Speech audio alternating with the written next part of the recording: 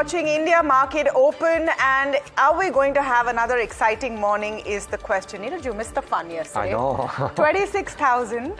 You know, a lot of comments later on social media saying that, hey, it was just for a bit and then we slid off. But nevertheless, the journey to 26,000 has been fast and furious. It's, you know, like one of those Tokyo Drift kind of movies. And it was quite exciting. Question is whether we will sustain.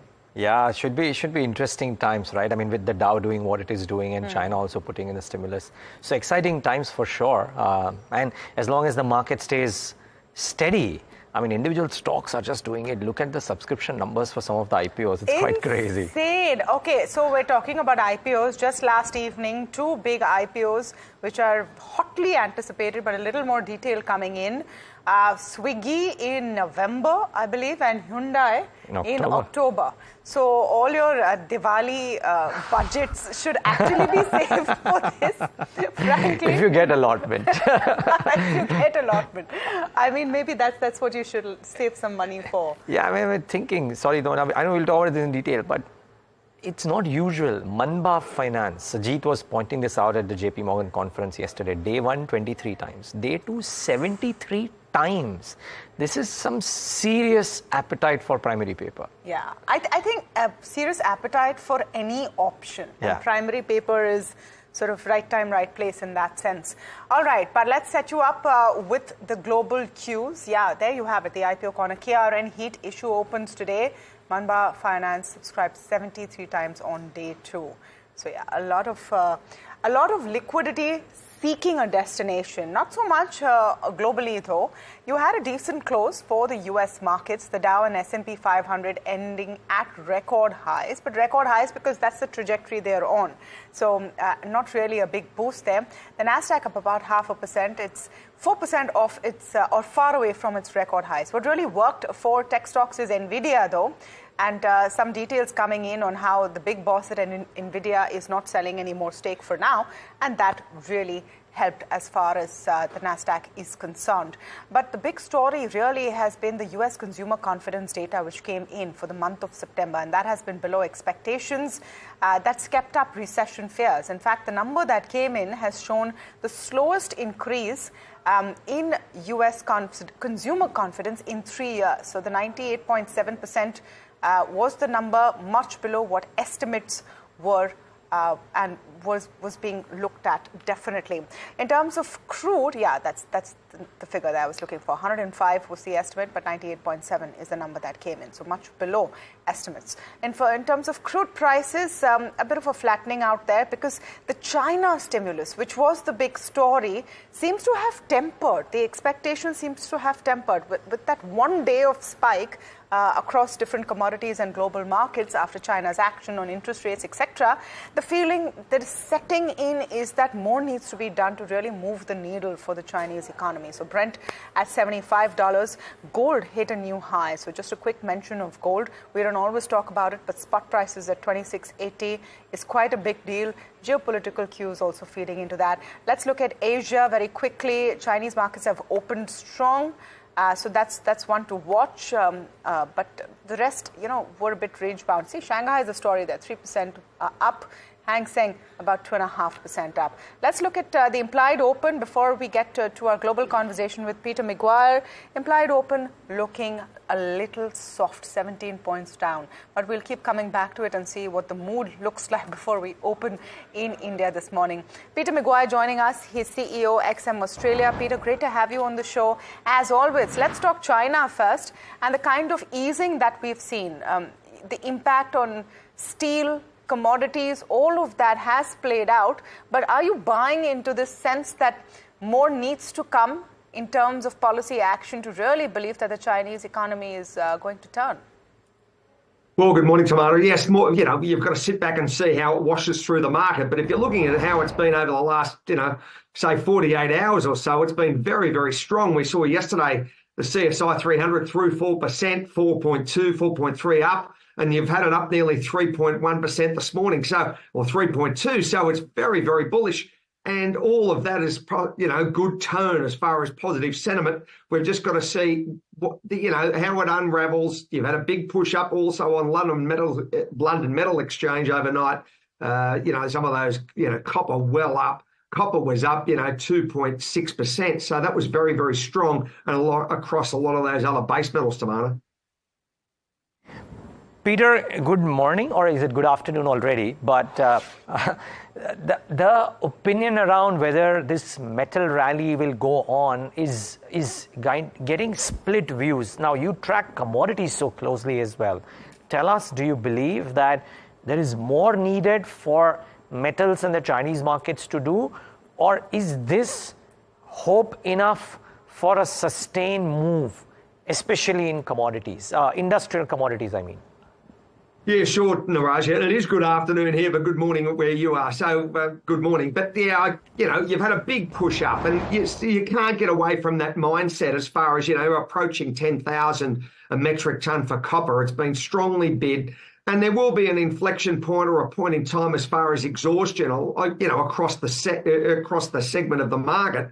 And they'll probably just take a little bit of a breather. You've seen also US dollar come under pressure to the downside, that continual downdraft nearly through 100 now. I think it's the best part of 100.3 for the US dollar index. So there it is on the screen. So that's also taken a lot of the hot wind out of the US dollar, and further cuts expected. So I wouldn't be surprised, through 10,000, 10,200. Let's have a closer look at it then as far as the copper price and what also happens to zinc and aluminium and tin and, across the whole sector.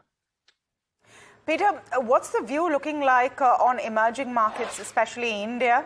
We've hit a new high on the Nifty yesterday, so that's exciting domestically as well. But in terms of flows coming in, do you see that view sort of changing now that the Chinese story is picking up? Oh, not necessarily. I feel as though two things, Tamanna. Indian story is just going to evolve, and it's only going to get stronger for longer. There's no, hiccups on the way in the sense of big themes that are going to upset the Indian market. Just general consumption is enormous, infrastructure spend. The whole economy and the whole nation is just under, huge, concentrated, uptick. So there's the first part, and I'm sure that you'll see an increase as far as funds coming into India over the rest of this decade and certainly into the next, because there's just so much to do, and it's it's the place to be. I think it's got far more excitement and opportunity than the Chinese market. It's very mature, and I think India is the place to be. I'm not saying that because I'm talking to you. I'm saying it because I honestly believe it. Right. Thank you so much, Peter. That's great to hear. Peter Maguire there, CEO of XM Australia, talking about the India story and a lot more. I mean, honestly, Niraj, I think the global factors are going to be one part of it. Maybe when the US election heat comes in, and if there is a global impact, then we look there, or anything major on the Chinese front. But otherwise, I think we're dancing to our own tune right now. We certainly are. I just wondered, I mean, if the PMI data kind of the way it has come, plus the fact that our Q2 results season as well may not necessarily be the strongest, tempers some of this optimism when it indeed comes. But for now, it does seem to be an okay thing. So, talking to a lot of traders and fund managers, and here's the trade setup for the day today. Most people say that letting the positions move higher with stop losses in place is a far better strategy than trying to time the exits. People have tried to time the exit from 24,000, the Nifty's moved to 26. Not only that, while the Nifty's done that 2,000 point move, a clutch of mid-sized names, even though there is fear around mid-caps, and leave out defense and railways. You can always point out specifics, but a lot of stocks have actually done even better, than the 10% move on the Nifty. So letting stocks move higher, if you're not completely sure of when the top will come in, with a stop loss in place, is what a lot of experienced traders are saying is a much better move. As Tamanna highlighted, the other big thing is the IPOs of Swiggy and Hyundai getting the green light is also much needed positive in terms of absorbing some of the liquidity that is sloshing around. So that could be construed positively versus negatively. Yes, sure, you can argue that if it's a big IPO, it'll suck out the primary market, secondary market liquidity. There's ample liquidity out there, so I don't think it should worry. In fact, this is great that quality paper keeps on coming and large paper keeps on coming. I'm not saying small paper is not quality. I'm just saying large paper and quality paper together coming out is great news. And my last piece, I asked Peter about this as well, and almost every note that I've read, that metals are still an active trade, but keep in mind that Q2 results for metal companies are likely to be skittish, simply because a lot of metal companies, for example, are sitting on very high inventory of, let's say, coking coal, which is at a much higher price, a price of the previous quarter, which they have to account for an inventory loss. So I think metal companies, while an active trade right now, you need to just tread a little bit carefully out there. In fact, Chetan Sheth of Nomura wrote this note this morning, and he's saying that even on the China measures, that a tactical relief rally is likely and a possibility a la Jan 2024. But a sustained rally is unlikely unless accompanied by a strong set of fiscal measures and significant easing in geopolitical or trade tensions. So bear in mind, metals have had a good move. China is active today, so metals could do well today as well. But please tread a bit carefully out there if you're not already in the trade. If you are already in the trade, you would be definitely happy, because look at how metals were doing yesterday in trade. And some of the winners, really, Tata Steel, Hindalco, all of them flying in trade today. In fact, just a quick recap of what we saw in the markets yesterday. We did hit the 26,000 mark, although briefly 26,011 now becomes the new high that the Nifty has tested. Today is also Bank Nifty expiry, and that's going to be important for the markets. Bank Nifty didn't really perform yesterday. So if there is a spike there, then the mood changes. At least implied open is telling us that you might have a bit of a tepid start, a soft start to the morning trade, at least 24 points down or 25 points down now on the Bank Nifty. In terms of stock action and stock movement, very stock specific, one I would mark out as an IEX. IEX was the top loser yesterday because of stories about what their kind of price discovery mechanism is going to be, and will there be a government move to change their current price discovery mechanism. A couple of notes also which made it difficult for IEX, about 12% down. But a lot of analysts we spoke to yesterday said this is a bit of an overreaction. So would you see a bounce back here? That's one thing to definitely watch out for.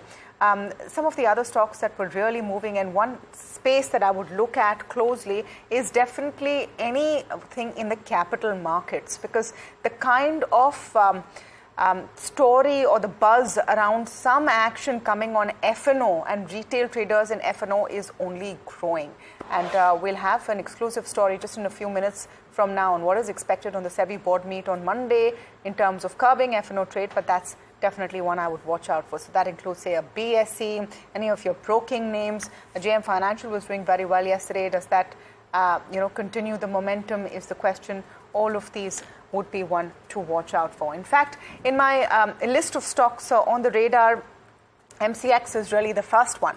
And the news is good for MCX, thumbs up actually, because transaction fees on F&O contracts have been revised effective October 1st. Future contracts transaction fees are now at 2.10 per lakh of turnover value. Option contracts of 41 rupees 80 paisa per lakh of premium turnover value. So these have been revised after SEBI circular for market infra institutions to have equal charge structures for all members. So that's one which could be a positive for MCX. A couple of notes out there on it today as well. So watch out for that one. Delta Corp is the other one that we're talking about. So it's a casino player, right? It's a casino owner, and that's the broad end of the business. But now they want to demerge and list their hospitality and real estate businesses into an entity called Delta Pen Land, and shareholders will receive 1 share of Delta Pen Land for every 1 share of Delta Corp. That announcement came in yesterday. The reason that they want to do it is for the optimum running, growth and development of the demerged company. At least that's what the company says. Unlocking of value and to create enhanced value for shareholders, better flexibility in accessing capital. I mean, let's put it simply, right now everyone wants to come in to the equity market and make the most of the kind of appetite there is. So perhaps that makes sense for a Delta Corp. Also, just one small thought there.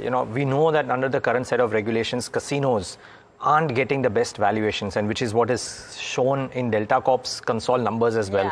The casino numbers aren't doing well. So might as well try and make use of the fact that real estate is, hospitality is, so demerge the two and let the hospitality and real estate business get a better valuation, because the combined entity certainly is not getting the valuations. So there's a Nuvama note out today on how the real estate cycle is just picking up, and they're very bullish over the next 10 years or so. So if real estate is the big sort of move and you're sitting on that kind of a bank, then perhaps demerging makes sense. Also, a business which is less vulnerable to regulatory headwinds, unlike casino. So yeah, Delta Corp may be one to watch out for. KC International is the other one. They've set the floor price for a QIP. Again, fundraising there, 4,500 crore rupee worth of shares. So that's the size of the QIP. The floor price is set at 976 rupees 64 paisa per share. And the company may offer a discount, but of not more than 5% of the floor price. The plan to raise another 1,500 crores via NCDs, that's non-convertible debentures. I'm putting this in as a thumbs up because QIPs have been received rather positively. I mean, you don't know which way it could go, but in the last few months or so, raising funds is being seen as a positive thing, not as dilutative or negative at all for the stock. So in that sense, I think KEC would be one to watch out for on the upside. Yeah, and remember, viewers, I mean, there's this interview from Vimal Kejriwal to us, wherein he said that in his 22 years of business experience, he's not seen business momentum looking as strong as it is right now. So they're certainly a stock which is on a roll, order wins galore, so could be interesting. Speaking of QIPs and other block deals, Easy Trip Planners is interesting because it's a large stake that the promoter is selling out. This is source-based information, people in the know saying that promoter Nishant Pitti likely to sell up to 8.5% stake via block deal, and the indicative price is at 41.5 rupees per share. So not around the current market price, but it's a large one. So bear in mind, may continue to remain under pressure, quite unlike KEC. So keep that in mind. The Bandhan Bank news and the Gillette India news are interesting because they may appear negative. I don't think they are that negative. So in case of Bandhan Bank, the chief audit executive has resigned. Now, usually these things bring about a scare, but keep in mind that the last date is December 21st. So my reading of this, not that Bandhan Bank has told this to us, but just gauging from the timelines that are there, that there is a 3-month notice period out there. People have the right or people have the desire to move on from the existing job to better opportunities. The same may be happening with the Bandhan Bank chief audit executive. The 3-month notice period, I presume, out there because the last date is December 21st. So the reason I bring this up is it may not be a big negative. So please bear that in mind if you're thinking of Bandhan Bank. And if you just read chief audit executive resign and thinking of shorting the stock, it may not necessarily be the case. And Gillette India too, the tagline is that PNG Bangladesh has terminated the distribution agreement effective December 31st, but it's only a 2% of their net sales, so effectively may not really be as big a dampener. Sure, a 2-4% reaction downside, entirely possible today, but if it happens, I don't think there is more to that, so bear that in mind. But you know what enthused me the most is how people have taken notice. I mean, yes, people take notice of stories, but banking is not necessarily the most easiest sector for one bit of news flow to change target prices. HSBC has done that. Vishy broke the story yesterday about loan sell downs. And HSBC has come out with a note today, Tamanna, saying that they are raising the target price to 1870, from 1870 to 2010. The caption of the note says this, that loan sell down story by media brings about their confidence. They mentioned NDTV Profit. Later on in the note, they mentioned about this NDTV Profit story as well. So kudos to Vishy for bringing it so early to the market. Yeah. And of course, they are raising the target multiple for the bank and HDB Financial, I presume. So their target price, 2010, could be interesting today. Yeah, absolutely. I think the other big story for the market today, another big factor, is what's going to happen with F&O, and is there some kind of a crackdown coming? I know this props up every now and then, but look at what's happened in the last 48 hours. We saw that report from SEBI detailing losses that retail investors make in F&O. Then you have a board meet which will take place on 30th September, and now Charu is joining us with exclusive details on what could be taken up in that. So the board meet on September 30th will discuss and implement F&O measures, curbing F&O measures. Charu, what are you picking up? So on the coming Monday, there will be a board meeting convened by the Security and Exchange Board of India. Now, there are several things which are going to be discussed. As you said, curbing F&O frenzy is on the top, and then there is about a new asset class between the MFs and the PMS, and also about the discussion on the employee fiasco that has been going on with the regulator for the past few months, actually. And apart from this, the focus seems to be mostly on the future and options trading segment, as we recently had a press release also coming from the market regulator talking about the number of people having losses and suffering an average of 2 lakh per person in losses. And this was in continuation of a January report that came out this year as well. And now it remains to be seen how many of these measures get implemented. Now, the major things that came out in the consultation paper to curb F&O frenzy were the contract sizes being increased from 5 to 10 to over 20 lakh rupees, and the weekly contract numbers decreasing, and also the payment of premium upfront. Charu, and for those details, Niraj, just to recap very quickly what SEBI had said, and we'll put some of those points out. 9 in 10 people, retail investors who traded in F&O in the last 3 financial years made losses. So 93 out of 100. The average loss was 2 lakh rupees per investor. On top of that, you have at least 3/4 of those who have made losses coming back to the markets.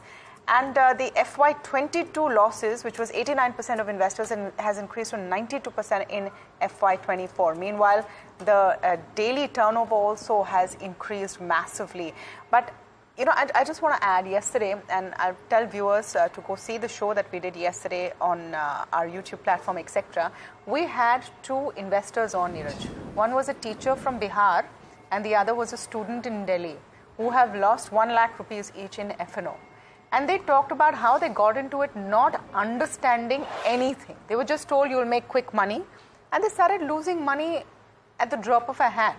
Now they've burnt their fingers. I mean, I reckon that you might see something coming in from SEBI very, very strongly, because it's also become a political issue now. Yeah.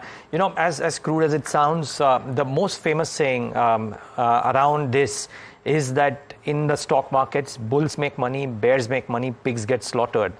And if you're not quite entering into derivative instruments, I mean, Warren Buffett has gone out and said that derivatives are ticking time bombs, right? So you know that these are dangerous things. For you to go out and wade into that in the lure of quick money is a recipe for disaster. It's happened so many times in the past.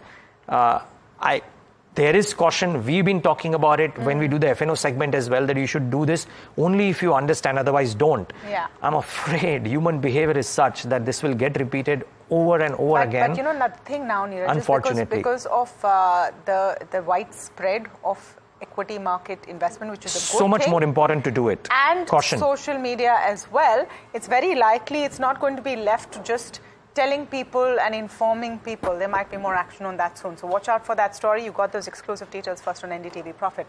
But moving on to another important factor for the markets is rate cuts, right? We've been going on and on about what Jerome Powell has done.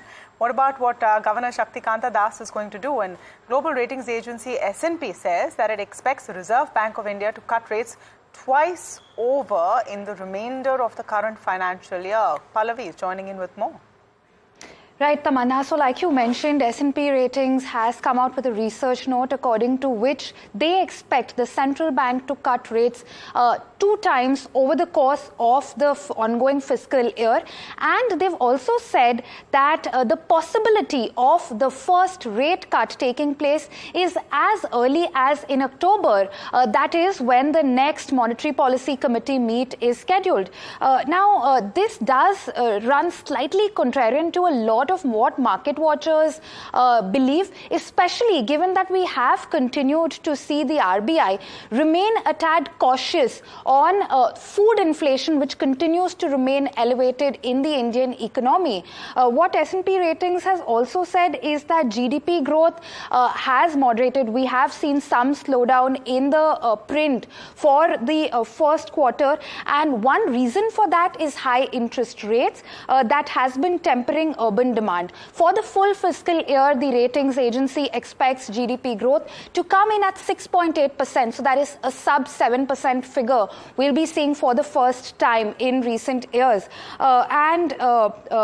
Now, what they've also said is that the RBI, of course, continues to remain cautious on food inflation, and unless there is a lasting and meaningful decline on food inflation, the RBI could continue to watch out for inflation over prioritizing growth at this point. So it's a bunch of mixed signals, but given the global developments we have seen with the Fed, cutting rates by 50 basis points, and the news coming in from China, how that's expected to impact India and Indian exports going forward, it does make the whole trade-off between growth and inflation all the more interesting at the moment. Okay. Well, and there is so much happening around this topic, because if the RBI does or does not do, and when does it do, and leading it with Chinese moves, and what does it do to currency and therefore export competitiveness. So lots out there. But I tell you, one of the most important things that we've spoken about is the China move and the resultant impact on metals, right? So it's important to analyze this now, that a part of move has happened, very likely a gap up likely today as well. What to do now? I think somebody who looks at this very closely is Amit Dixit, lead analyst, metals, logistics and defense at ICICI Securities, joins us right now on the show. Amit, thank you so much for joining in. Just the opportune time to have you, just the right time to have you. So good morning and thanks for being here. Niraj here, good morning. How do you think about this, Amit? Because yes, a China move, any kind of move in a market flush with liquidity will see a reaction. We've seen a reaction. Stocks have reacted. Chinese markets have reacted. Do you reckon there's a sustained rally possible, or will it need more news flow from China for metals to rally more? Good morning. Thanks for having me on the show. So I would like to start by saying that these kind of Chinese moves, have to be seen with a little bit of caution. The reason being that the returns to such initiatives that we have seen in the recent past have been diminishing. Now, the real thing is not about the news flow, it's about the action on the ground.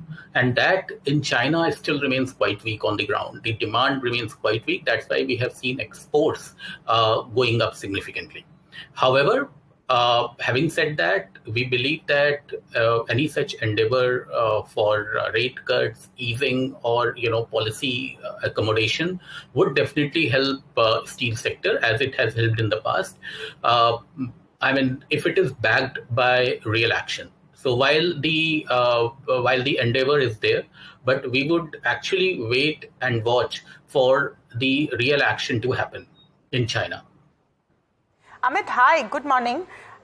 Just want to understand from a more specific kind of move, and let's talk a bit about the moves that we've seen in Tata Steel yesterday, in Hindalco, on the Chinese factor. Now you're talking about how this could be more momentary than really having a long-term impact.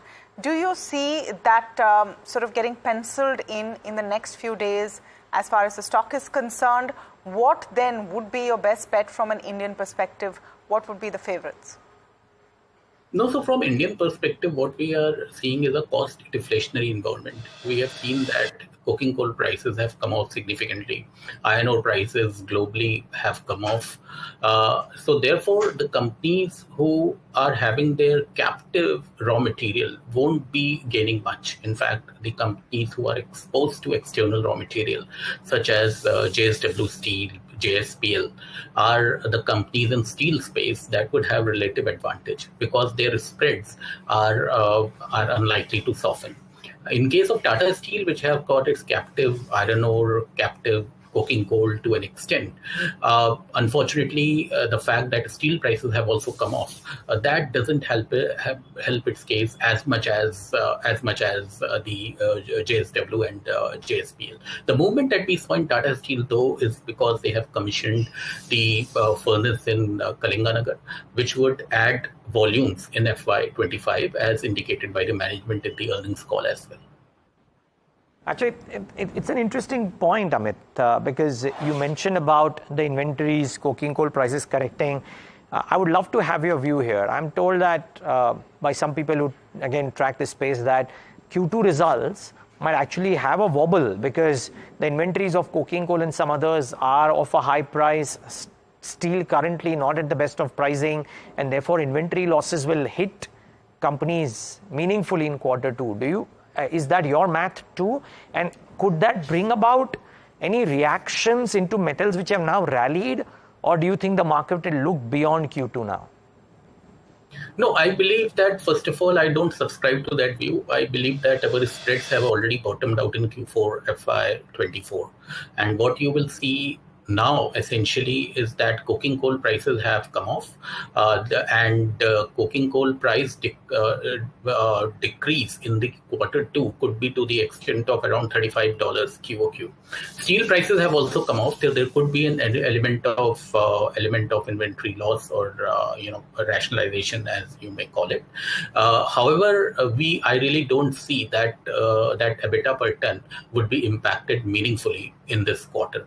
The old coking coal inventory that we have been talking about, of course, the coking coal prices have been dropping throughout this year, I mean FY25. So that would have a lag impact, nothing great about that.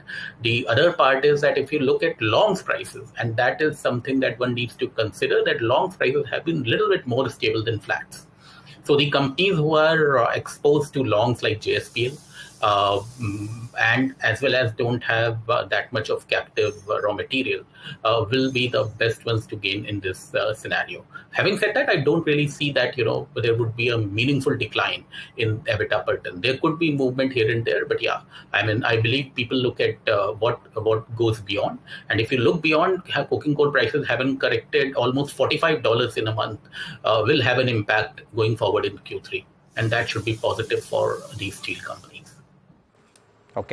Okay, Amit, just before we let you go, pecking order then, based on all that you said thus far, and the fact that we are on the cusp of Q2, and also that you said that the increasing incremental reactions to China stimulus measures have been diminishing. So what's the pecking order currently for metal stocks?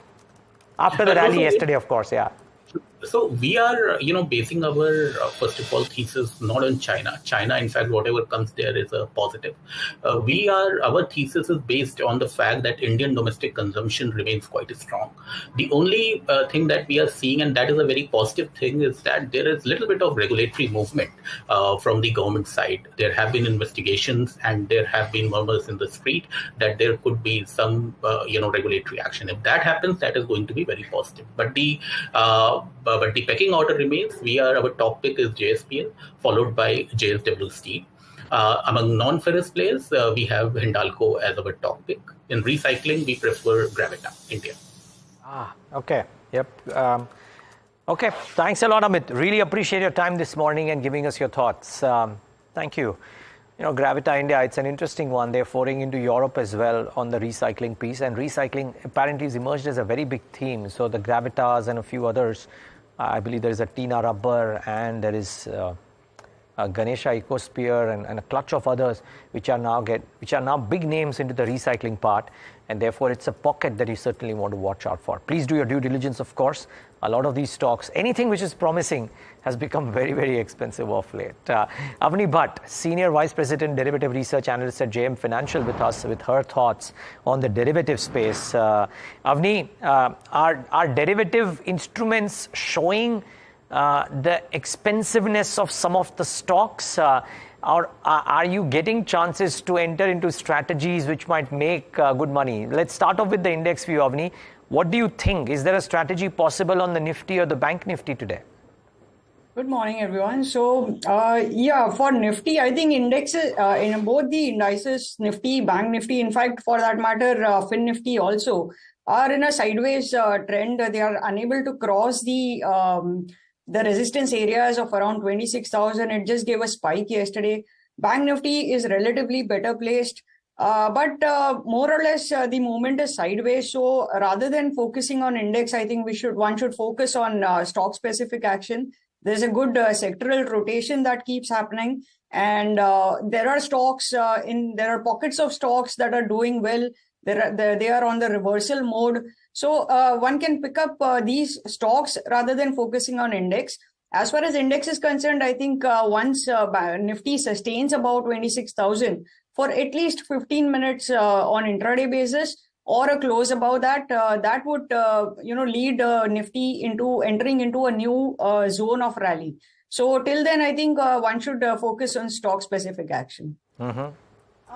Avni, I know you're saying focus on stock specific action, but most of the volume and action and interest is in the indices. Just want to understand what is your view on the Bank Nifty and where you see the Bank Nifty going today after sort of weak momentum that it had yesterday. Yeah, so Bank Nifty, there's a very good support around 53,700 for today's expiry. And there's 53,700 and 53,800 puts is where there's a good amount of open interest built up. And the option writers, the put writers should support and defend these levels on expiry basis. On the upside, yesterday's high around 54,250 will act as a resistance. So today's expiry, we are expecting between 15,700 to 54,000, and if at all we see some short covering, then maybe up to yesterday's high, that is around 54,250. Yes, we are looking at a lot of action in the index as far as the volume goes, but that could be option writers play also. What would be the strategy on the Bank Nifty today? So for Bank Nifty, if at all we see any dip close to around 53,800, one can create a long position over there with a stop loss of just 100 points. That would be 53,700. And on the upside, one can target around 54,000 and 54,150. And what are your stock calls for the day? So I have two stocks from two very contradictory sectors. One is from the banking space, that's the Federal Bank. So after a long consolidation of nearly a fortnight and forming a base of at around 182, the stock is showing signs of reversal. It closed above the short-term exponential moving averages of 20 and 50 days on the daily charts on good volumes and long addition of around 16% in futures. So OIPCR for the stock was extremely oversold. It hit the lows of 0.5 and now it has reversed. It closed at around 0.57 yesterday, which implies that there is revival in the stock. So, but given that Federal Bank lot size is huge, it's around 5,000, smallest of cool-off may incur M2M losses. So just to balance it out, we go for a bull call spread strategy for the October series, with buying of 190 call at around 7 rupees and selling of 200 call at around 3.25. So the difference is somewhere around 3.75 to 4. And we expect this difference to expand to up to 8 rupees. That would mean a profit of around 20,000. And on the downside, if it shrinks to 1.5 by 1.5, then we should exit the strategy. Level wise, 185 should be your stop loss level. That would incur a loss of around 7,500, but which we do not expect. And the second sector that I've picked up is the IT sector. And from that, the stock that is looking good is HCL Tech. So overall, the entire sector is extremely oversold. It has consolidated quite well in last couple of days. And for HCL Tech, the most active strike since last 3-4 days has been October 1800 call. So buying interest is picking up over there. And technically also in last 3-4 days, it has been forming higher high, higher low formation. And on the upside, we expect a sharp bounce back up to around 1825, which were the recent highs, and probably even higher for the October series. So we go for buying of October 1800 call. It closed at around 50 rupees yesterday. And we are targeting 90 rupees on the call option. And stop loss can be kept at 30. All right. Thank you so much, Avni Bhatt there. Talking about what your F&O strategy should be. Now, F&O is exciting, but what's I think even more exciting is the primary market. There's no doubt about it. And This Wednesday morning is all about 2 mega IPOs. We still don't have the exact dates and details, but a little more information. Sajid is joining us with this. Hyundai is likely to be the largest IPO. That's right. And I think one of an entrant in this space after a very long time. So, which is why the excitement? Yeah, I think first auto company to come with an IPO after 2003. Maruti was 2003. So after that, the passenger vehicle company to come is Hyundai. So almost more than after 21 years. Wow. So that's what is going to be. It's going to be a large IPO up to 25,000 odd crores. That gives the company a value of roughly $16 billion. But there is a lot of it's a big IPO, so there is going to be a lot of pulls and pressures in this IPO, because if you're going to raise between $20,000 to $25,000 crores, then nearly 40 to 50% of that issue has to go to retail and mutual funds, and they will be deciding factor for the pricing of the IPO. So it's going to be a very tricky thing, and so there is no doubt that the Indian market can manage such big IPOs, because we've seen LIC come and raise almost more than 20,000 crores or so. But the point is that now the heft of retail and mutual funds have increased so much that the pricings are much more grounded in nature, and we've seen that in all the last few IPOs which are more than 4,000 odd crores, where mutual funds play an important role in pricing them.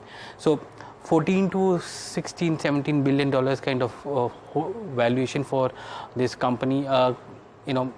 They had a profitability of around 6,000 odd crores in FY24, though the DRH we mentioned around 9 months amount, and a top line of nearly 70,000 odd crores. That's what FY24 numbers were for Hyundai.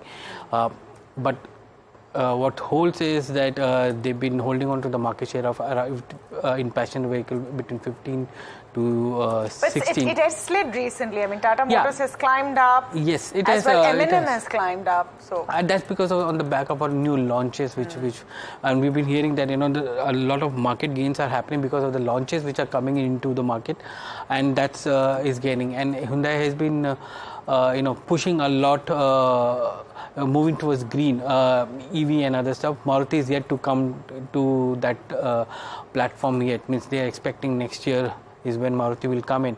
What is also important is one of the second largest exporter of passenger cars from India. So that's also a added thing. Maruti is also one, so it's almost the second largest one in that sense. So valuation of 14 to roughly $18 billion is what we are looking at. It could be, if it comes on the lower end, there will be a big demand.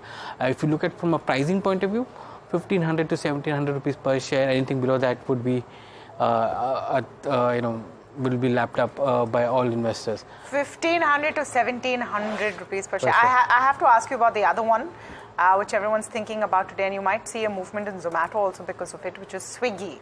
Where in his journey is Swiggy? Every 2 days there is a story, but what is really happening? So people need to understand the entire concept of confidential filing, right?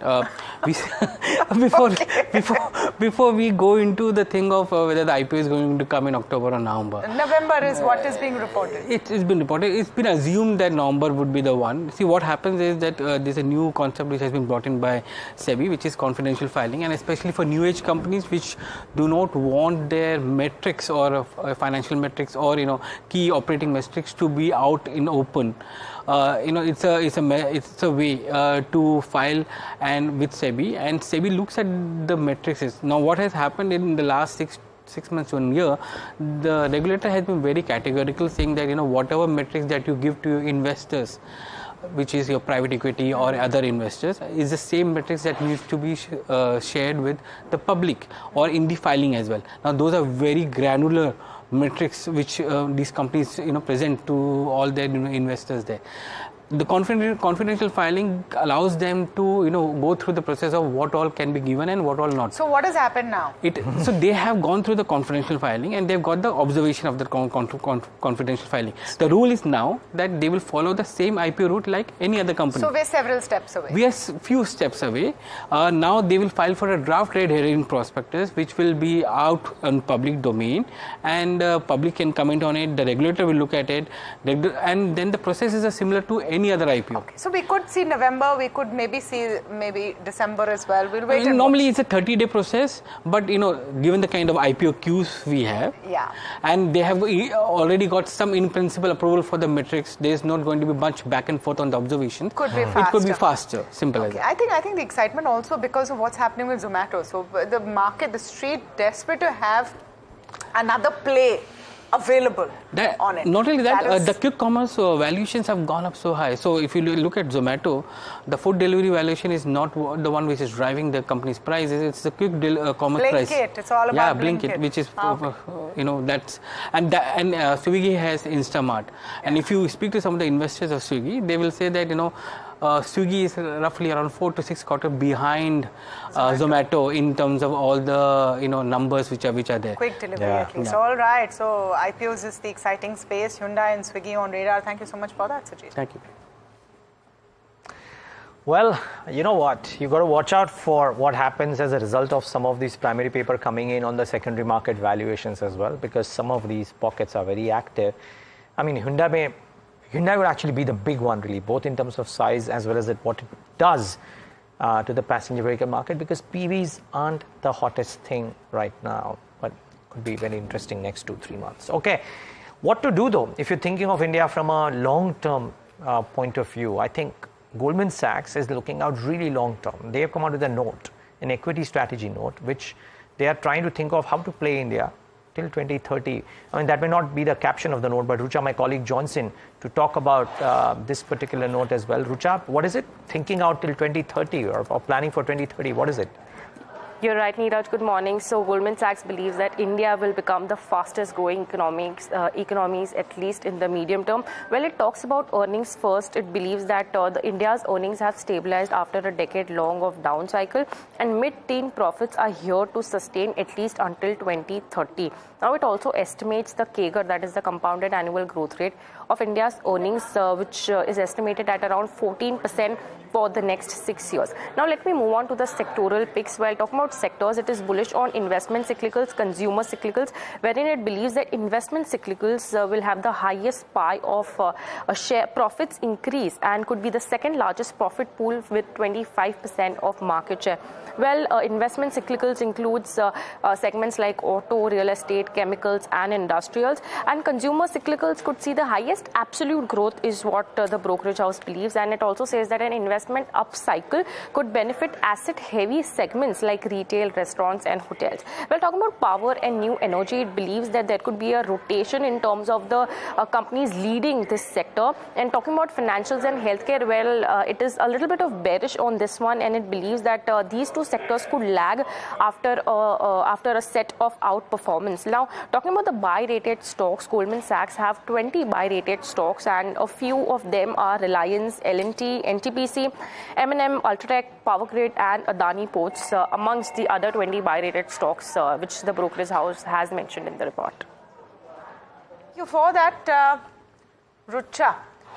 Let's get to what to expect on the Nifty today. Kush Bora joining us, founder of kushbora.com. Very good morning, Kush. And, just let's continue all of the excitement we saw on the closing show yesterday as well. 26,000, then a bit of a slide back, which was to be expected. But do you see that momentum coming in? I'm just going to pull up the implied open just very quickly before we get Kush's response in, because you're seeing some of that pressure build in. Not too bad, but 19, 20 points down. Kush, do you see that level being difficult to achieve, at least in the short term? Hi, morning, Tamanna. First of all, very good morning. Well, the one lesson that I've learned is that next time, if you take a bet, please ensure that you have stakes upfront. I missed my chance for a coffee when the Nifty hit 26,000 yesterday. Now, what we've seen yesterday is that the pullback after hitting that mark was rather sharp. So I think in continuation with that trend, some pullback is to be expected. So I think it will be a good idea to buy on dips. Now we know this market isn't really kind enough to give you those deep kind of dips, 500, maybe 1,000 points. But any move towards 25,800 should be taken as an opportunity, because if you see the call or the put option, the basis for 25,800 and 25,900 put options have been rather strong. So any kind of dip towards that mark should be taken as a buying opportunity. On the whole, the trajectory does remain upward, and the first target that you should look at is the high that it recently made, or maybe a little above that, 26,100. So that's the view on Nifty. As far as Bank Nifty goes, well, what we're seeing is that there is a 54,000 straddle at play.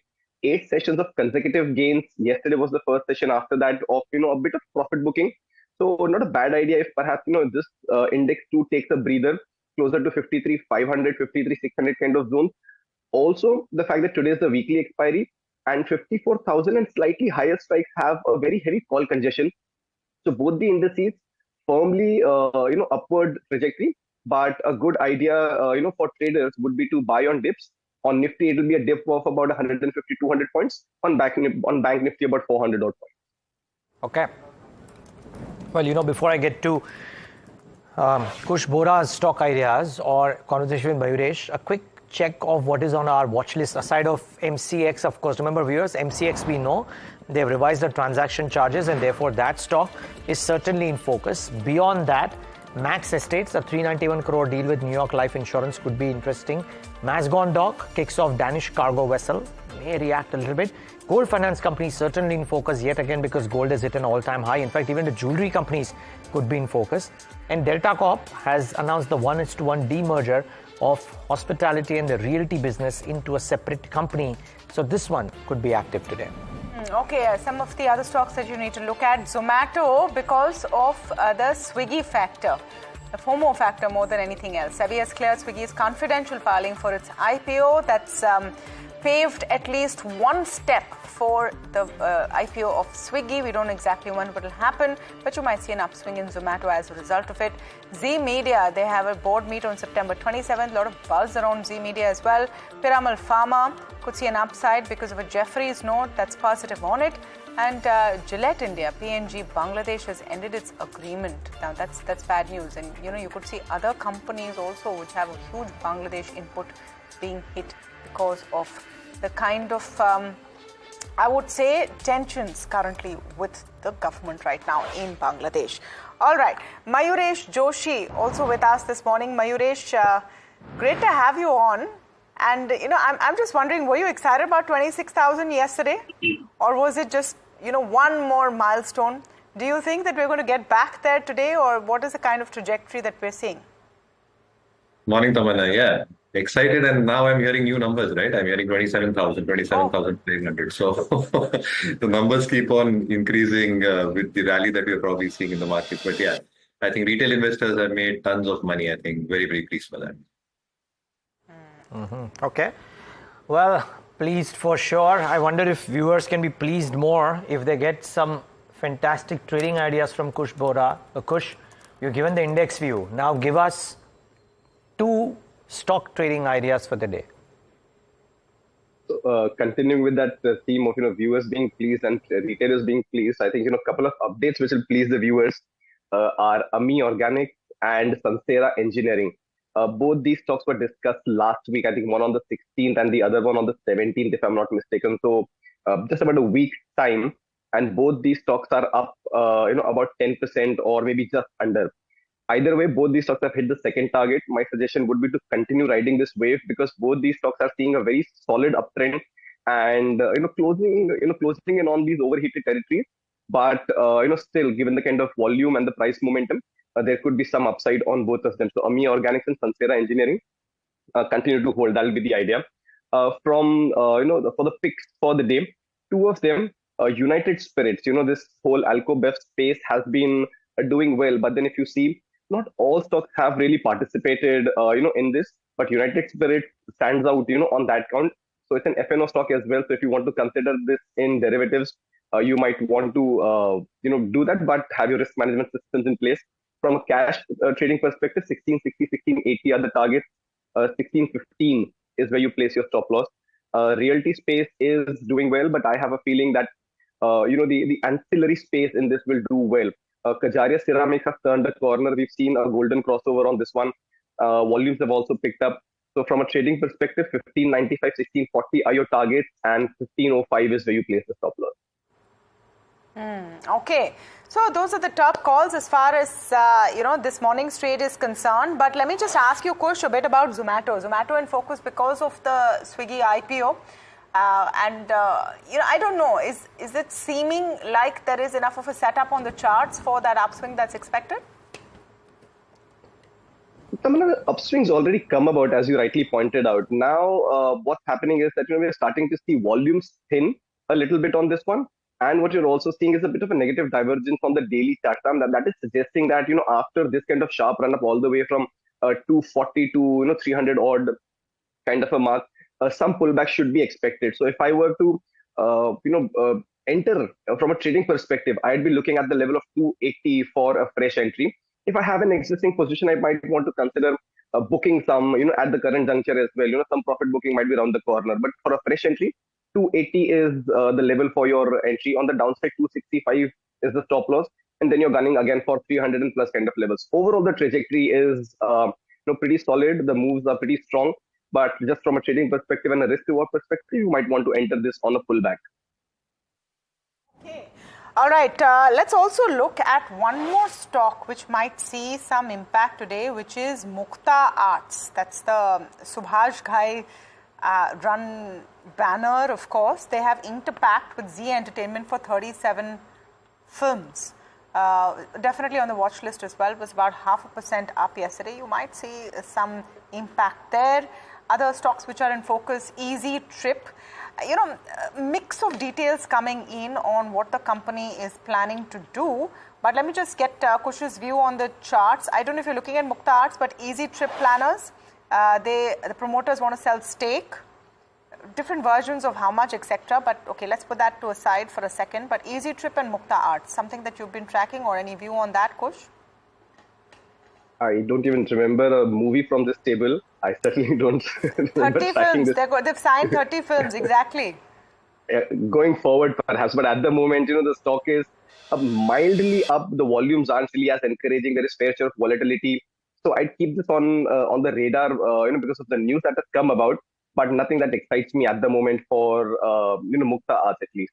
Now, as far as Easy Trip Planner goes, again, here too, there's a very broad range, but the stock is actually attempting a rebound from those levels of 39.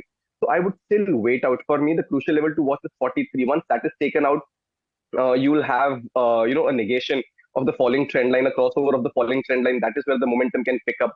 Otherwise, this recovery rally could very well fizzle out. So wait for this 43 mark to be taken out on a closing basis, and then perhaps you can consider an Easy Trip Planner. Otherwise, the volatility could continue, and the downward pressure could persist. Okay. Well, Mayuresh, so much to ask you. We'll come back from a short break and do that. Viewers, just a quick programming note. If you are skeptical about what to do post 26,000, tune in for Talking Point today, wherein we make you hear what Rajiv Batra of JP Morgan had to say. If you want to hear a bull in action, that's the conversation you need to hear. Stay tuned. We'll be right back.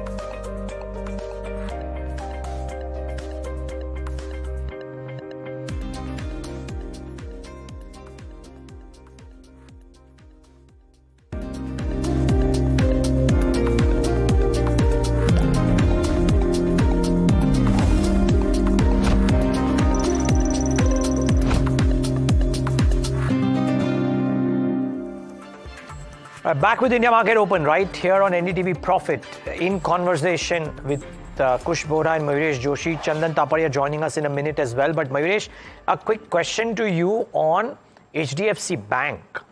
I mean, banks are center stage right now in conversation. Yesterday, our colleague Vichy broke that story, which a lot of brokerages have picked up and said that they are upping their targets on HDFC Bank.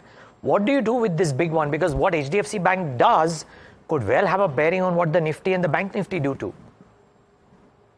Morning, Niraj. Absolutely. Two things here. One, in terms of the entire deposit mobilization issue for the banking system as a whole. Obviously, I think the large behemoths and big elephants like HDFC Bank, how they tackle with this issue is going to be extremely critical. Obviously, I think the two optionalities that the system has in front of it is have some element of reverse borrowing, either from CPs or CDs. But that might just push up their overall cost of borrowing on a blended basis and therefore have some element of impact on their NIMs or spreads. Or to a certain extent, looking at different tenors, have some hikes done in deposit rates, which will also have an impact on the NIMs and spreads. So I think how the system probably responds to this is going to be extremely critical. What we've probably seen for large banks like HDFC is there is some element of issues and stickiness as far as deposit mobilization is concerned. And therefore, with a rate cut cycle, which is also expected in the Indian context, how does this scenario play out is going to be extremely critical. So I think we still have a hold rating on HDFC Bank at this juncture, but these developments are going to be extremely critical, at least from the next 2 or 3 quarters perspective for the banking system as well. Okay. All right. First, rates have hit and we'll wait for them to stabilize, of course. What are the big movers at this point? ICICI Bank definitely having a down day, about 5% down. TCS hit. And remember, this is just literally the first minute. So all of this will settle. Take it in that context. Easy Trip on that stake sale news, about 2% down right now. Is it 8%? Is it 10%? We'll have to figure it out. Concord seeing a bit of a bounce back after, the bad phase it had due to notes, etc. I just want to pull up and see what a Zomato is doing. Is it responding at all to the Swiggy IPO news coming in mildly in the green right now, about 0.5% up? Let me come to you, Mayuresh, on this essential point as far as IPOs are concerned. Hyundai, Swiggy, we spoke about it a little earlier in the show as well. And the excitement seems to be, or the gunpowder seems to be kept dry for the primary markets more than anything else. Is that the sense you're also getting? So, Tamanna, I think a lot of people have genuinely missed the rally. So I think everybody was expecting a correction to happen at 24,000, 25,000, we take 26,000 now. And therefore, I think there is liquidity on the sidelines that is probably there. And obviously, I think the feeling of missing out when somebody speaks to colleagues or friends, and then that extra feeling that probably comes through that they have invested, but you've not, is probably tempting a lot of investors to probably apply for IPOs, both SMEs as well as main board IPOs that are coming through. So yeah, I think there is plenty of liquidity, but I think the essential fact remains that a lot of people have missed the rally genuinely. Chandan Taparia also joining us this morning. Very good morning to you, Chandan. He's Head of Technical and Derivatives Research at MOFSL. Let's start with the Nifty, Bank Nifty view that you have, Chandan, especially on the Bank Nifty. Good morning. Thanks for having me. So market hit a new milestone at 26,000 marks, and we are continuously talking about index hitting to 26,850. So I think just 800, 900 points away from the target which we are talking about. But there is a positional we need to talk about on immediate basis. So I believe that till Nifty holds above 25,750 zone, overall bullish bias could continue for an up move towards 26,250 to 26,400 zone. We have noticed that in last 12 to 15 days, FIs are continuously buying. FI long short ratio has gone to 75%. Volatility index is hovering at lower levels. Put call ratio is holding well above 1.5. And we have seen flow from DIS. All these are the reasons that why the index is likely to hold. Now, talking about the Bank Nifty index, we have seen decent outperformance in last couple of days. And we believe that till it holds above 53,500 zone, any small decline could be bought for an upside target towards 54,500 to 54,750 marks in the Bank Nifty index. Okay, so what would be the strategy on the Bank Nifty? So we will continue to remain bullish, wait for any small decline, and can buy with support of 53,500 zone. Those who want to take in options, we can suggest to go with bull call spread by buying 54,000 call, sell 54,300 call, initiate the 300 point spread. Now talking about the expiry, as we have Bank Nifty monthly expiry today, this index is up by around 5.5% on expiry basis. Volume weighted average for the month is at 52,100, and we are 1,800 points higher than the volume weighted average, which clearly indicates that bulls are dominating, and because of that, declines could be bought. However, we have noticed some call writing at 54,000. That's why it was finding some hurdle, but a small follow-up and hold above 54,000 could trigger the 300 to 500 points short covering as well for the day. Chandan, just let's take a look at some of your top picks for the day. What would be your strategies? Yeah, so first trading idea is buy on Hindalco.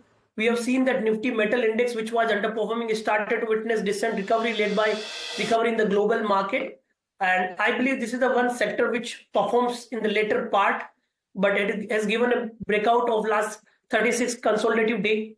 It has given a decisive hold above a key hurdle of 730, 740 zone. So Hindalco is the first trade from the metal pack where we are recommending to buy. One can buy with support of 703, and we have target towards 745.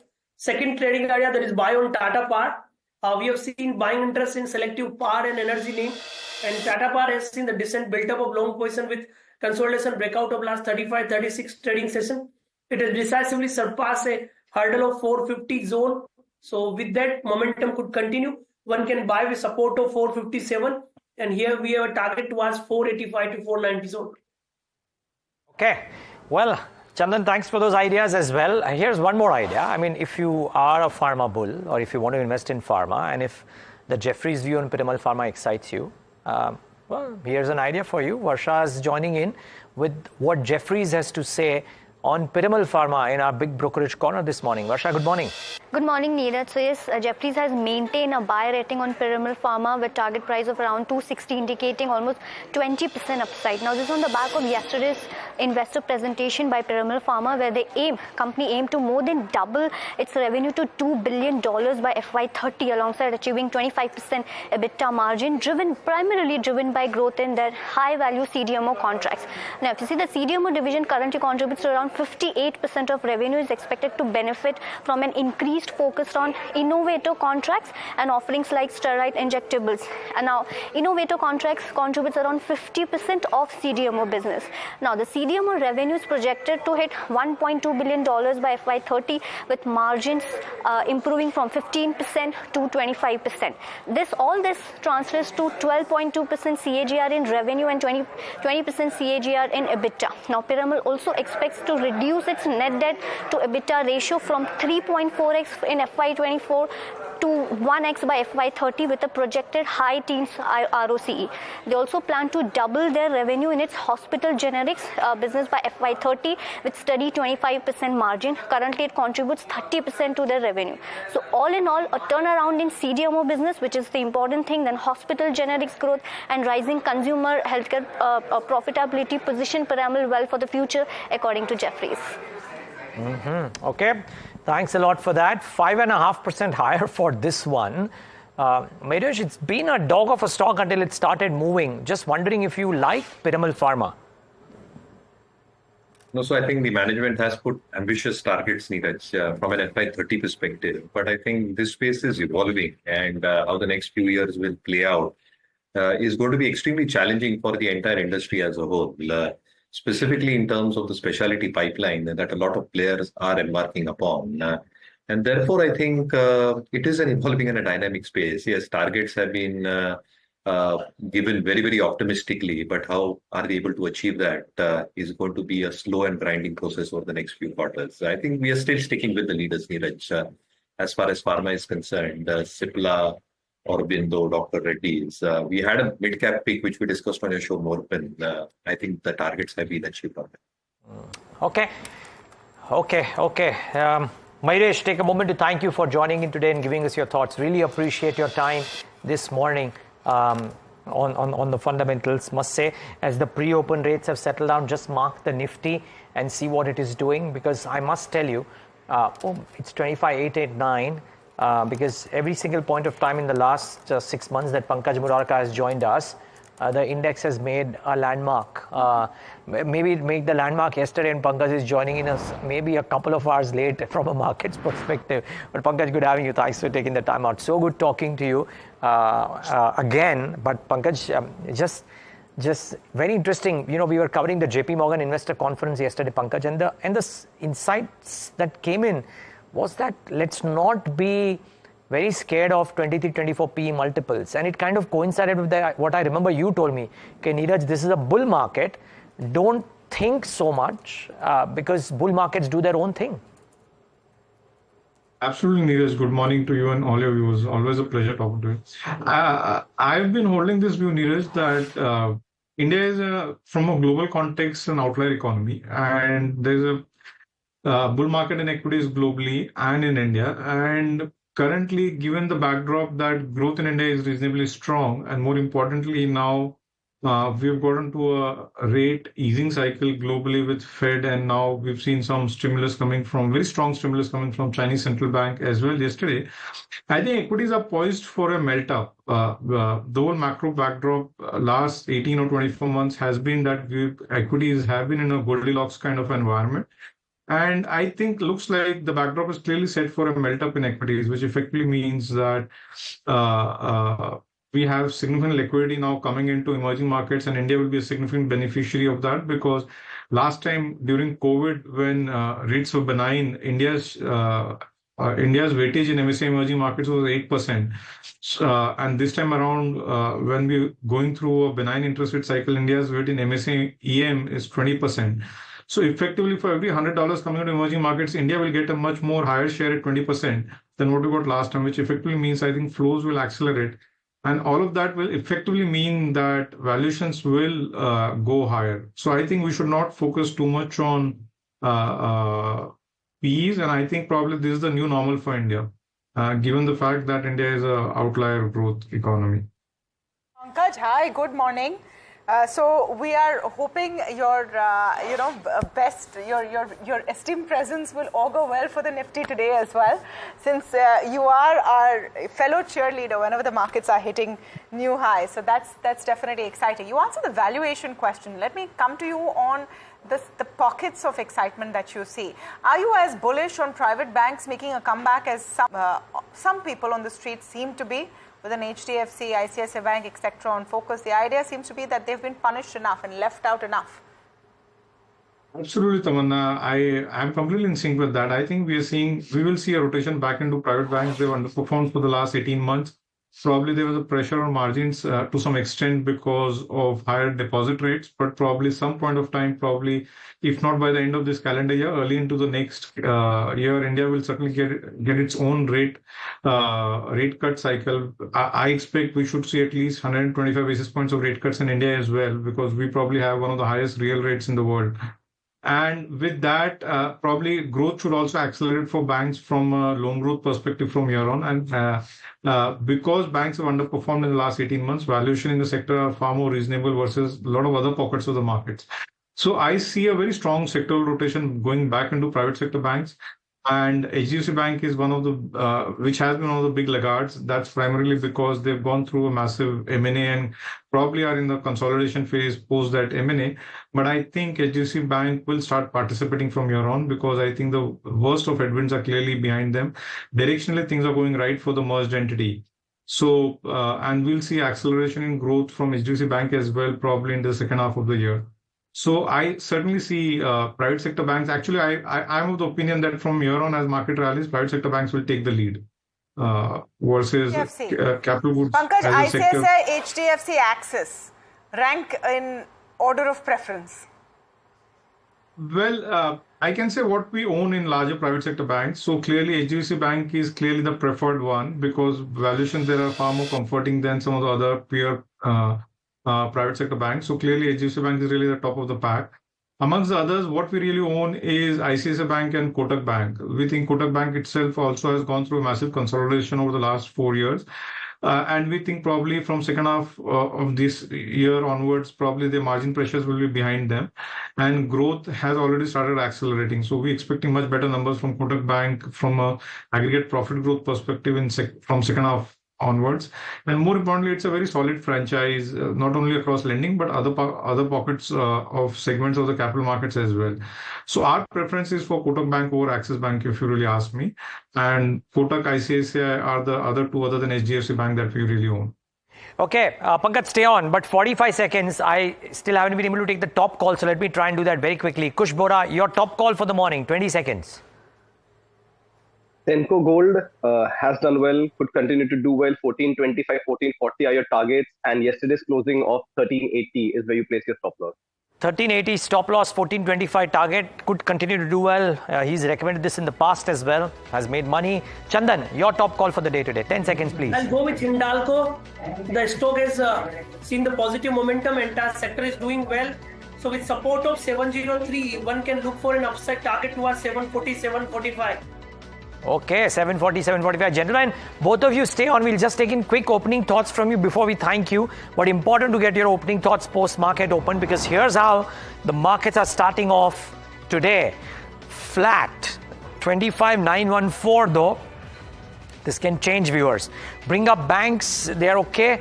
Bring up IT and let's see what IT is doing. And then mid caps and small caps just to round off the piece. IT sulking a little bit in trade today. Mid caps, flatters, and small caps too, I reckon, would be probably that. Let's get the heat map, because I don't think the indices are giving us any clue except for IT. As you can see, the top loser is Bajaj Auto, less than 1%. Nestle, LTI, Infi. So clutch of IT names kind of sulking a little bit, but no dramatic losses. No dramatic gains either. The top gainer, Power Grid, is less than 1%. Hindalco, Chandan Taparia's pick, is up 1%. But metals continue, albeit at a smaller pace right now. But let's see if this pace builds up. But slight more red than green, with no conclusive moves, but for the fact that metals and commodities are doing well on the upside, IT seems to be sulking a little bit. Is that autos might feel a little bit of pressure simply because of the Hyundai IPO sentimentally. That could happen. You could see FMCG stocks suffer a little bit about the Bangladesh impact. I mean, we've talked about Gillette, and I'll speak about it in a second, but a lot of major FMCG companies from India are supplying to Bangladesh. Is there going to be a change there? Metals is the story. Overall, as you can see, is he pushing up Nifty Media? We'll have to check on that. CPSE is doing okay, but completely flat to negative is the mood of the market, more red than green at this point. And Nifty Realty, the big loser. Remember, Realty and Auto both rate sensitives were climbing on the back of that jumbo Fed rate cut. That seems to be easing off. All right, let's talk stock specifics. Piramal Pharma. Let's start with Piramal Pharma. Let's see how that's open. Jeffrey set a target price of 260. Is excited about Piramal Pharma. Is the street excited as well?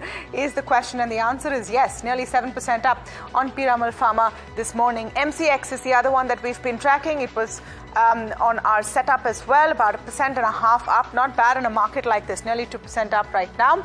Rise in transaction fees is the reason that we're seeing that. We talked a bit about metals, that flow continuing even in the broader markets. So Lloyds, a Hind Zinc, a Hind Copper, the China stimulus impact at least has them up in the green. Realty stocks are under pressure, so Macrotech, Prestige, you've seen that entire index also down. These are the big losers this morning, Macrotech and Prestige, and of course the whole host of them on the Realty index as well. Specific stocks, let's talk about Gillette. The Bangladesh PNG has suspended their distribution agreement on Gillette, 2% down on the stock, and Easy Trip is the other one. Details on promoter stake sales, Street has not taken to it well, 6.5% down on Easy Trip. So these are some of the movers out there, but more dramatic moves, Niraj, I would say, on the downside rather than the upside. The ones who are managing in the green are not massively up this morning. Certainly not. I mean, you have...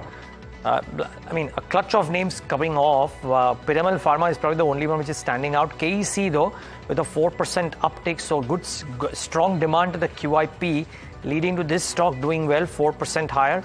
And Seat, Apollo Tyres, and some others have some optimism out there, so they seem to be doing okay. Keep an eye out for those two. in the session today. Interestingly, tire stocks have started off well. Let me take in opening thoughts from our experts before I thank them, and then we continue our conversation with Pankaj Murarka. Kushbora, I'll come to you first. Metal starting off well, tires starting off well. Anything in these that, or if you want to give a trade on the Nifty, if at all? No, first up, Senco Gold opened well, continues to remain steady. If you haven't really entered yet, you could very well do that. Just under 1400 is where you place your stop loss. 1424 is the high. 1440 is the target that you play for now.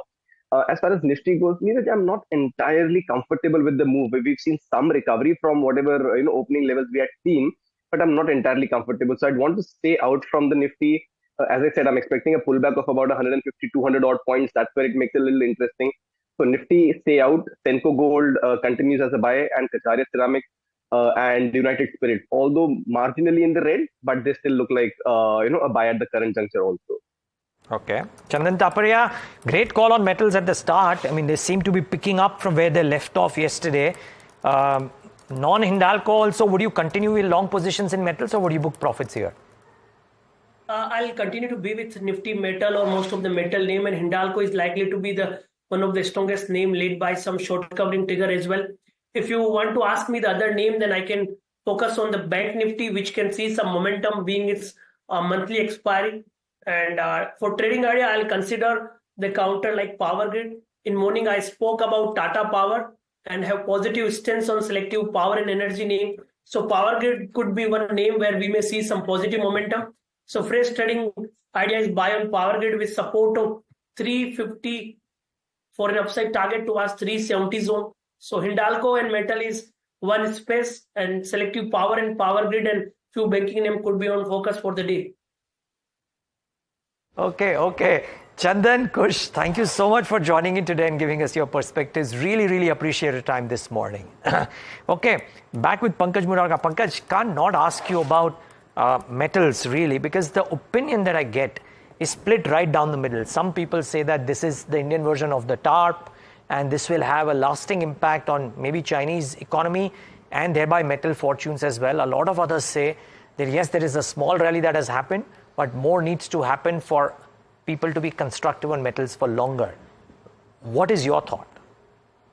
Well, Niraj, as far as China is concerned, I believe whatever stimulus we've seen yesterday is too little and a bit too late.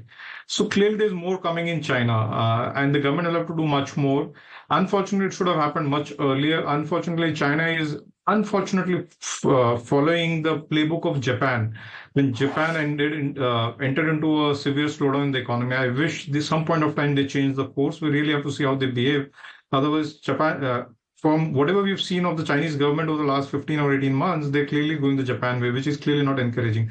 So I think there's more coming on China. But more importantly, I think there's a very massive consolidation that's likely to happen in manufacturing capacities in metal sectors in China, because today 80% of Chinese steel mills are losing money.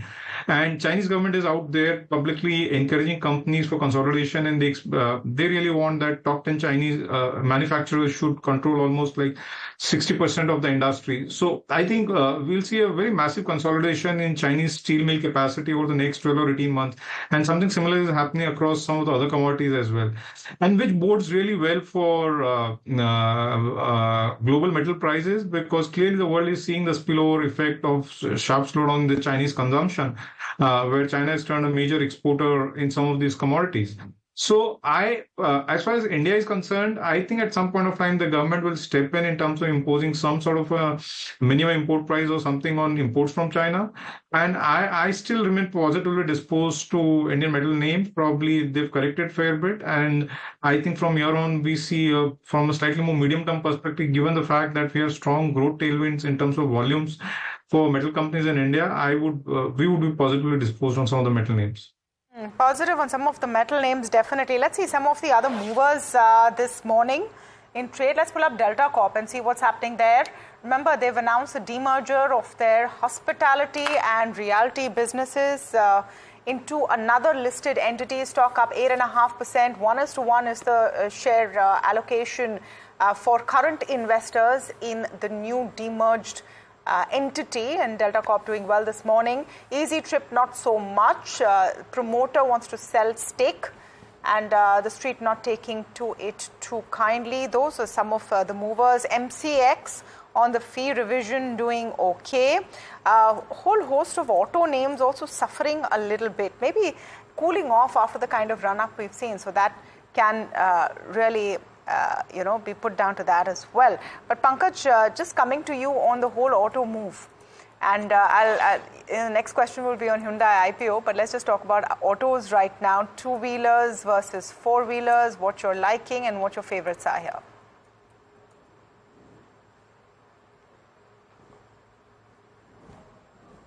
I think the feed is getting a little glitchy. Pankaj, can you hear me? Yeah, I can hear you now. Okay. Did you hear my question? All right, let me repeat it for you. I was asking you about what you like in autos. Well, we've been holders of Tata Motors for a long while. So that's the one we like because we think obviously all of us have seen there's a very sharp turnaround in JLR, and the kind of cash flows that JLR is going to probably throw or generate is going to be very, very significant from a Tata Motors perspective, generating probably £1 billion of cash flows, free cash flows. And Tata Motors probably by the end of next year, in about 18 months from now, will be a company which will be completely debt free. And we clearly like their leadership in electric passenger cars in India because we think we'll see acceleration in adoption of EVs in India in the passenger vehicles over the next 5 years, and clearly their dominance really excites us. So that's the one we've been owning. Other pockets of the market, my views are fairly priced in that sense. Okay. Pankaj, if the moves on the INR have to be a bit more calibrated than the past 4% average depreciation that we've seen in the rupee, how does that augur for Indian IT services, if you believe that has any bearing at all? Separately, the internet businesses have done a remarkable run until now. Are you tempering your optimism, or for the short term, I mean? I know you're constructive long term there. So two questions rolled into one. So Niraj, on the internet business, very simple. Niraj, I've always said that I'm a perma bull on all internet businesses. I don't even want to think short term on those businesses. The simple idea is one should buy some of those companies in that segment and probably just forget about them for the next 5-10 years, as long as those companies are doing okay. Don't even bother about valuations. Remember at the peak of TMT bubble way back in 2000, we had some of the IT companies trading at 100+ multiples. So if the growth is going to be very strong in internet business, which it will be, then there's no reason why these companies will keep trading at very rich multiples in that sense. So I think one should not even think about those companies as long as directionally those companies are doing fine. IT, Niraj, I have a view which is slightly more on IT services, which is slightly more different from the street. I'm slightly more optimistic on IT services company. It's clearly evident now from what we've seen in the last quarter and what my conversation with companies during the last few months after the first quarter results has been, that clearly the worst is behind. All the companies are clearly calling that out, that the worst is behind for them in terms of business. But it's still early days to see a very strong revival. But my view is that probably once we pass through the US elections, probably next year onwards, we'll see a strong revival in IT spending, and probably it will be a slightly gradual pickup. But I think from second half of next year, we'll see strong revival in tech spends globally, because global companies or Fortune 2000 companies have been holding back tech spends for a very long period of time, almost now about 8 or 10 quarters. And I think those tech spends will come back with a resurgence. So, from a slightly more medium-term perspective, I'm slightly more optimistic or positive on IT than what the consensus on the street is. And I think these companies will surprise us on upside in terms of their growth, not immediately in the next 2 quarters, but certainly after that. So in that sense, I'm a slightly more positive bias on IT, and it's been my view that probably this spending cycle in IT, and we're seeing it's still early days, but as things pick up, probably will be driven or led by AI-driven projects and AI implementation.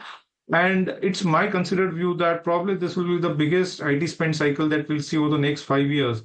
And in this cycle will be bigger than the biggest cycle so far we have seen in IT is the internet cycle in the mid and the late 90s. And probably this cycle could be bigger than the internet cycle. So we are on a cusp of a very long drawn and a very significant spend cycle in IT is what my hypothesis is when I look at the sector from a next 5 years perspective. So you're bullish on IT. Are you excited about all the IPO rush, Pankaj? I'm wondering, are you in the camp who's a little concerned with SME IPO valuations on one end and the slew of IPOs coming, or are these real opportunities for investors? So as far as SME IPOs are concerned, I must confess I have no clue because we don't even look at them.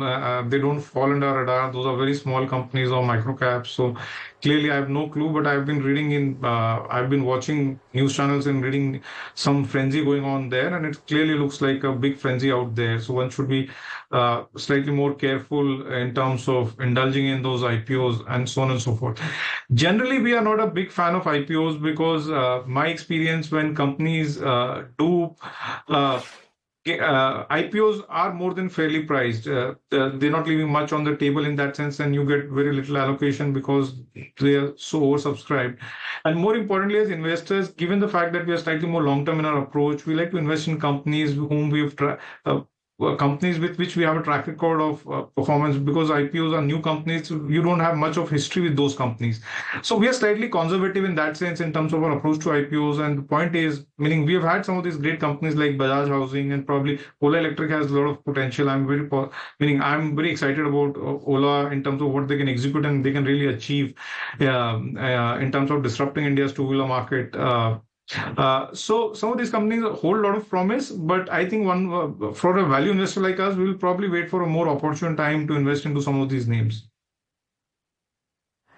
Okay, so we are excited about IPOs, some of the big ones coming. Which ones are you looking most forward to, Pankaj? A Hyundai, a Swiggy. You know, it's exciting because these are mass consumer names as well. But it's not necessary. That's where the value lies. Absolutely. You're absolutely right, Tamanna. But I think it's very good that we have some of these large companies coming and absorbing large pool of capital. Given the kind of flows that are coming to equity markets, we want large businesses which are very strong or amongst the leaders in their respective industry to come probably get listed, so that investors can participate into the growth, because eventually these companies' growth is driven by Indian economy. So as investors would like to participate into every segment of growth of the Indian economy through capital markets. So it's very good that these companies are coming and getting listed from being private, just being in private domain, so that investors get to participate in their growth. And secondly, given these are large companies, they have very good governance, established governance, boards, and probably good governance practice. We need these kind of companies to come and absorb large amount of liquidity that's really flowing into the market. So probably, I think it's a great thing for India to happen, where I think we need many such large companies, because India still has a lot of large businesses across industries which are still in private domain. And it'll be great if all of those businesses at some point of time do get listed. I'm sure markets are very excitedly looking to, let's say, a listing of a national stock exchange, which is now, I think, the third most profitable company in corporate India, and which is still unlisted. And there are many such other companies which are pretty significant in terms of their size and scale and still in private domain. So it will be a great thing for us as investors to have all of these companies listed on the bourses. Pankaj, the subscription fervor. I mean, yesterday or day before, right? Monday, there were 2 companies getting listed which were subscribed 100 times. Yesterday on day 2, there's this business, Maguire Finance, which is subscribed 73 times on day 2 itself. This subscription fervor, where is that emanating from? It's not as if a lot of these businesses are priced dirt cheap, right? So where does this come from? Niraj, we are in bull markets. Early days of my career, I've seen where we used to make physical application for IPOs. The IPO forms were sold at a price because it was difficult at times for some of the fancied IPOs to lay your hand on a physical form of IPO so that you can apply for IPO. So you had to pay for getting access to that form so that you can even apply for IPO. Thank God it's all digital these days. So you're at least not paying for applying. So I think it's a bull market. We should. I'm saying all of these frenzies are very normal in a bull market.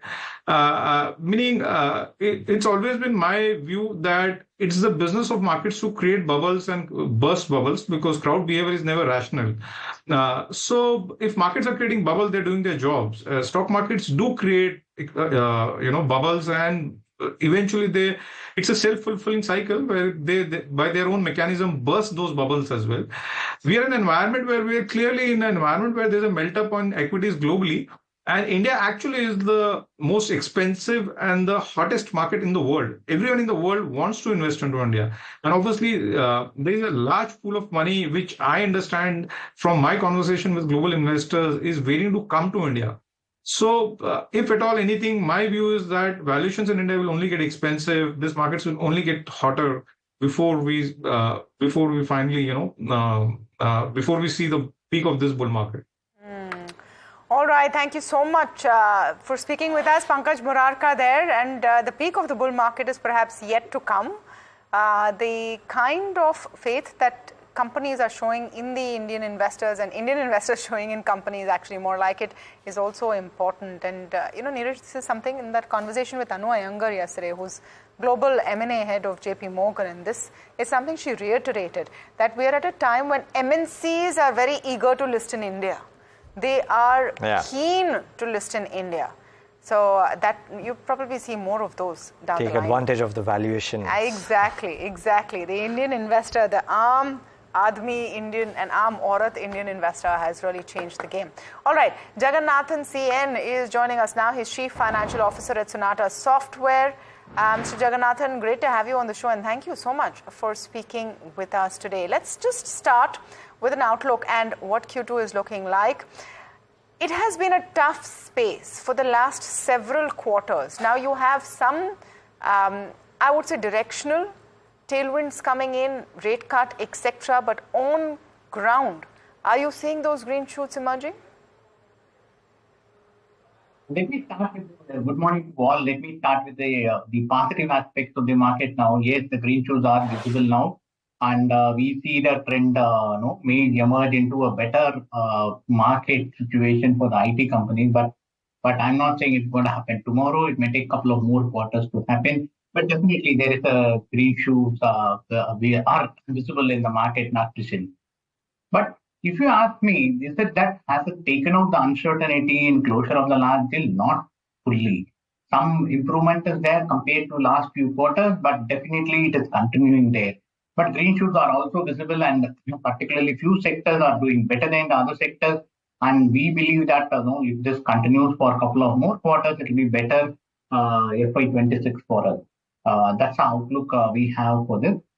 Yes, the market was very tough for more than 8 to 12 quarters for many people. For us, we have seen the impact of that from Q3 of last year. We still are ahead of the market, but a very tough market. It is with uncertainties clouding over the decision making of the customers. So opportunities are plenty. There is no doubt every company's pipeline is very strong. It's a very interesting phase in IT industry where the pipeline is very strong but not able to convert that into a revenue. It's taking a more time to convert. It's not that it's rejected or it's not that it's cancelled. It is continuing to exist, and then exploration is happening, but taking some time to convert that into dollar money. We feel green shoots are emerging. It may take few more quarters for us to reach the level where we can say the market is there. Okay now.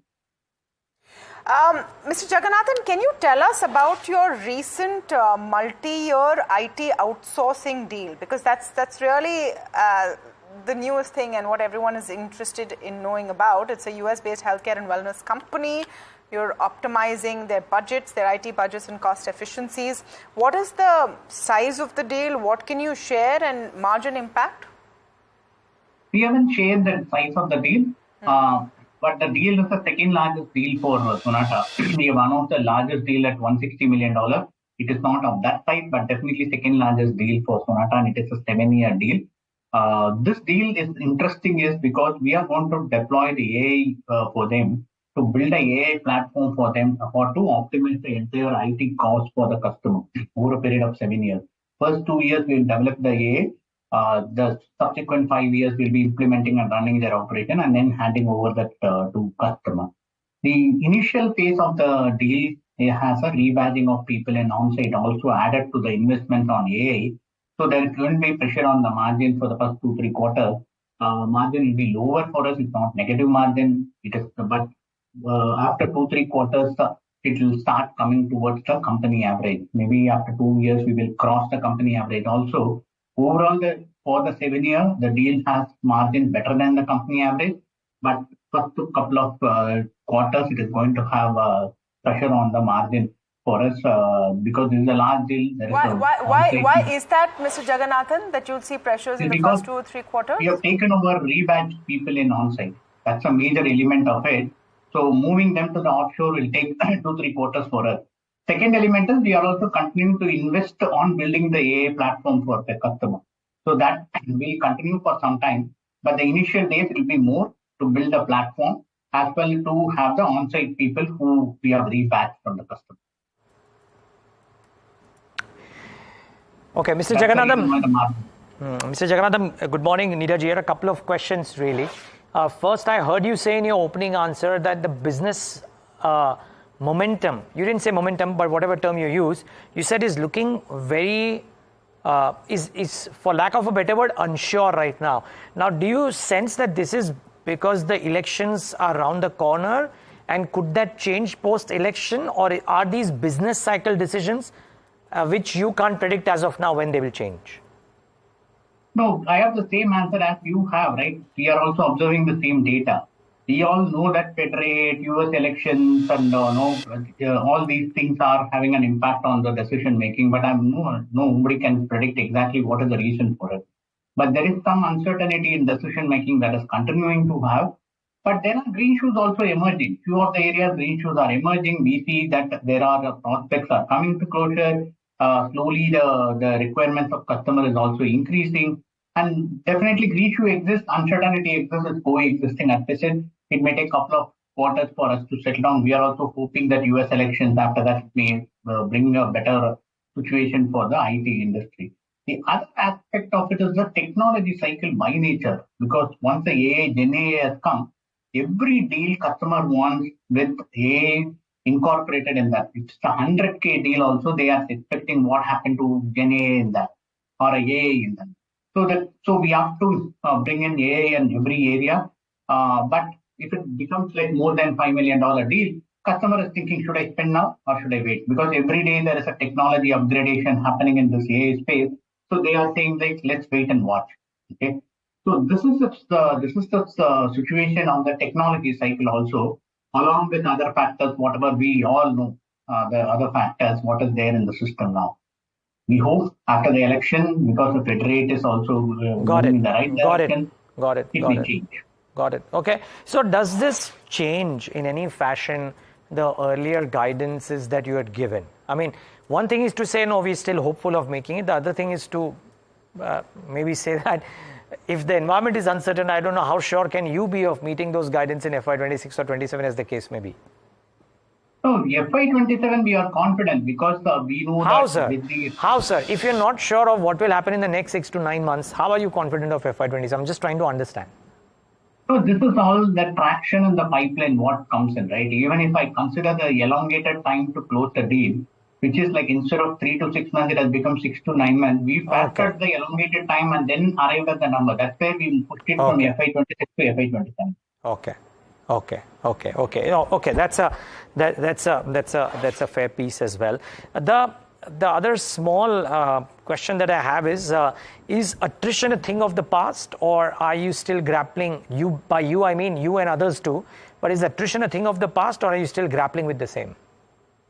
No, attrition will never be a thing of past, right? Because it's a people knowledge industry. This is wherever there is a demand, there will be an attrition also happening because people also wanted to make hay out of sunshine.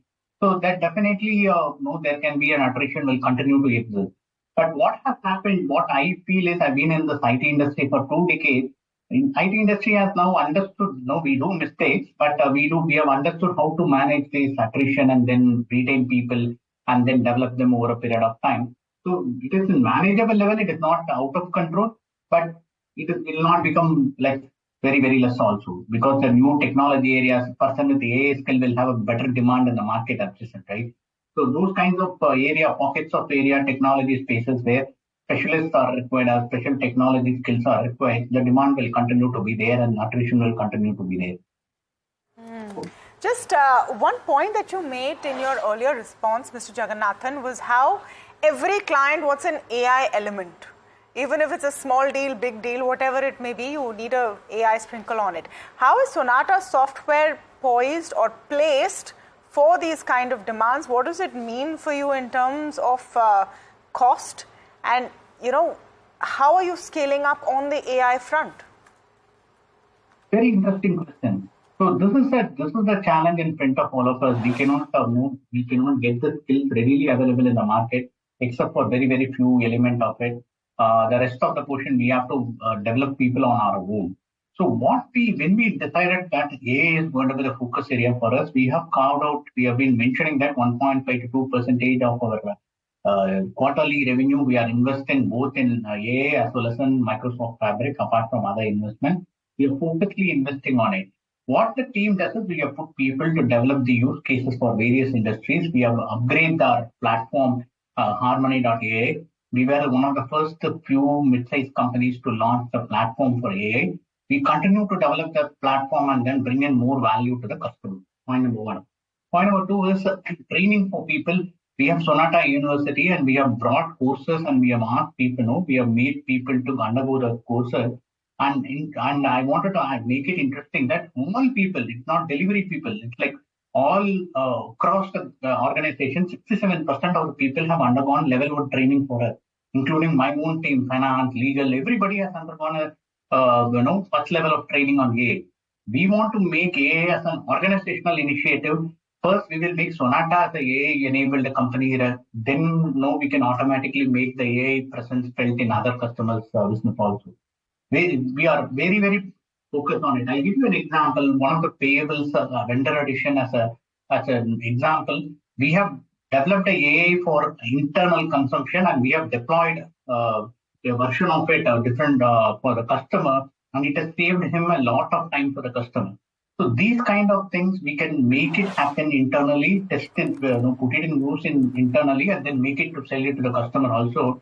We are very much AI-enabled company, and we are focused on making the organization as AI-enabled, then also make AI as a service offering to them. Okay, thank you so much, Mr. Jagannathan. That's the CFO of Sonata Software, saying that they are definitely seeing green shoots. There's a big multi-year order which will dilute their margins for the first few quarters because of the costs involved, but then they see this coming back on track by the next financial year.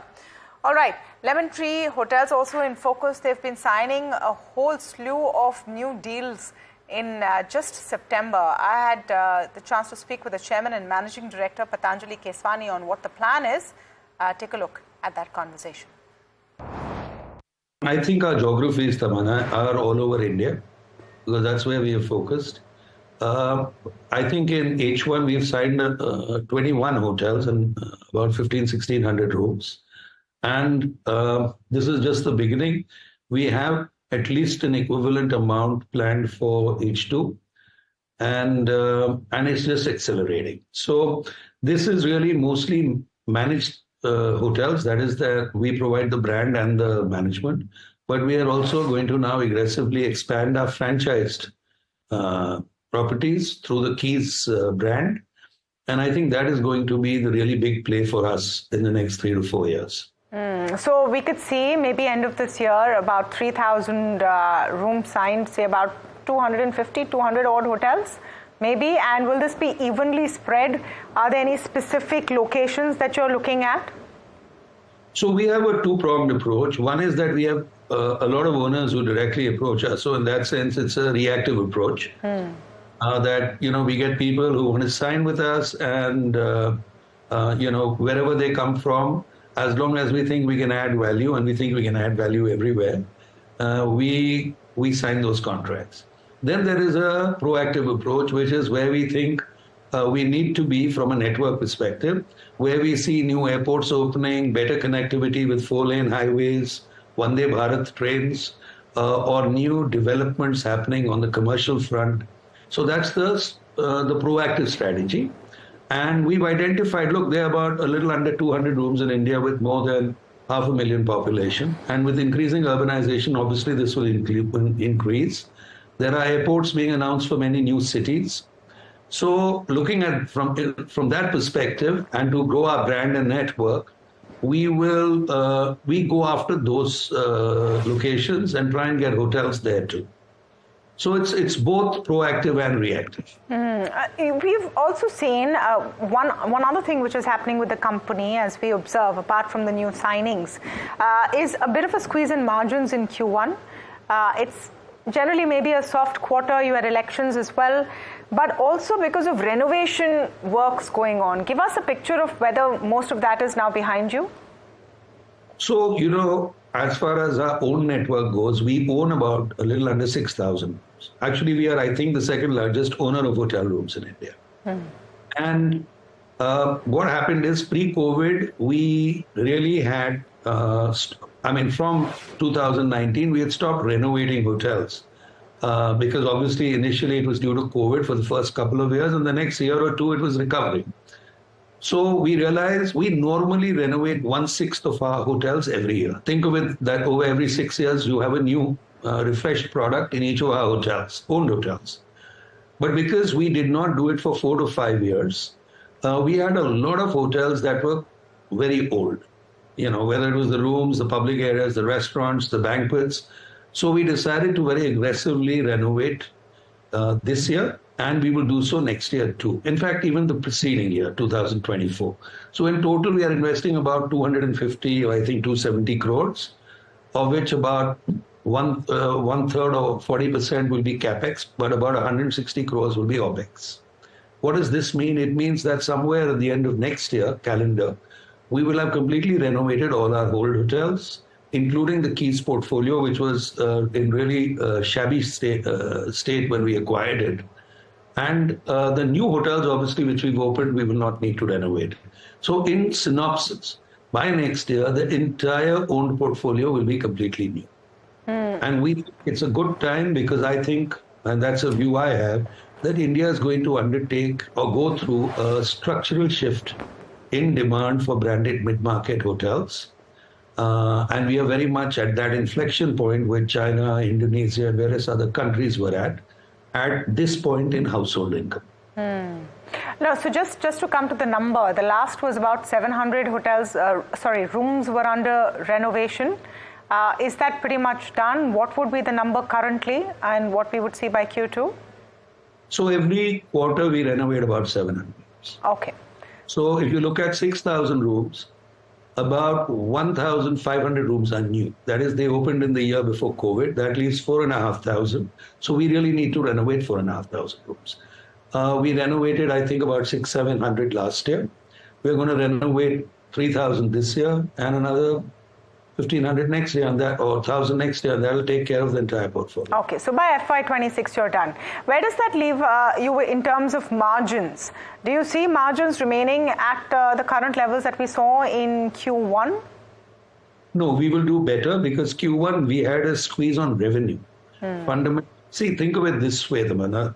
H1 is normally the weak quarter. Yes. And in H2 we normally do 20-25% higher revenue because of rates and occupancy. So besides the fact that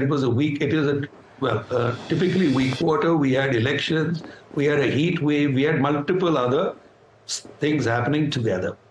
So obviously occupancies and average rates were had kind of not, a little less than one would normally expect in a Q1. But we invested a lot of money in renovation. So if you just take out the renovation expense, actually we didn't do so badly.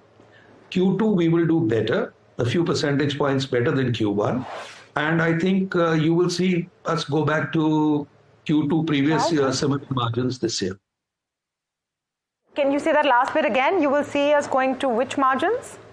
similar margins in spite of massively increased expenditure and renovation. We'll do similar margins, which means without renovation, we would have done much better than Q2 last year. Okay. In terms of, sort of appetite coming back, what is Q2 looking like since elections, etc., are behind us? And we're also getting into festive season. There is this huge blockbuster wedding date bit also coming in. What are your expectations from all of that, and how do you see that panning out? See, what I find, what I get confused about is the press constantly says that, in festive season, demand goes up, but actually it goes down. Because how many people do you know travel during Diwali or Dussehra? This is a time when people, hang out with family, hang out at home. So October, for example, this year has both Dussehra and Diwali. I think the last date is Diwali. So I think it will be normally Q3, while it is better than Q2. 1 month of that gets affected because of Dussehra, Diwali, and the last week of December because of Christmas and New Year. And the best quarter is always Q4. So if I looked at it, very rule of thumb kind of thing, Q1 is normally 22-23%, Q2 is 22-23%, Q3 would be, maybe 26%, and 30% would be in Q4. So that's roughly how the revenue distributes itself over 4 quarters. And, I don't see any reason why Q3 won't be good this year, although October will be as is normal, less than November and the first 3 weeks of December. That's a fair point there. What about the kind of guidance you see, Mr. Keswani, for ARR, your RevPAR, those kind of metrics? You see that improving as more of your renovated rooms come back into stock? So this year we should do, while our occupancies in H1 were kind of flat compared to last year, or maybe even marginally less because we had closed 700. See, when we say we are renovating 700 rooms, it means really we've closed 1,000 rooms, because you cannot give a room to a guest next to a room that is being renovated or on a floor which is just below a renovated floor or a floor under renovation, because there's a lot of noise.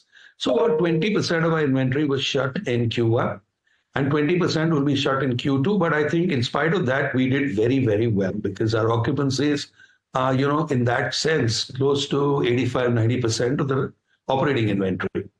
I see average rates growing at 5 to 10%, depending on the market. So an average of 7 maybe.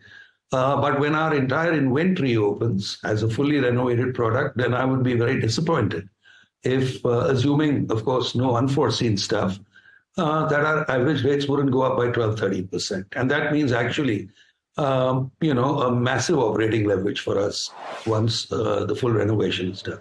Okay. By the last quarter, do you also expect inbound tourists to come back, and would that be then a big upswing? Because that's something we hear across the industry, and I'm wondering if that's something that you're penciling in as well. See, I have always felt, while we welcome, again, you're talking opportunistic versus strategic. Our business development has 2 elements: opportunistic, which is when somebody comes to us, and strategic, which is when we go after someone or some hotel. As far as customers go, when inbound picks up, it's opportunistic for us. It increases the occupancy of our hotels. But strategic for us has been domestic consumption, which is why I talk structural shift, because I think that the domestic Indian consumer for mid-market branded hotel rooms is poised to hockey stick up.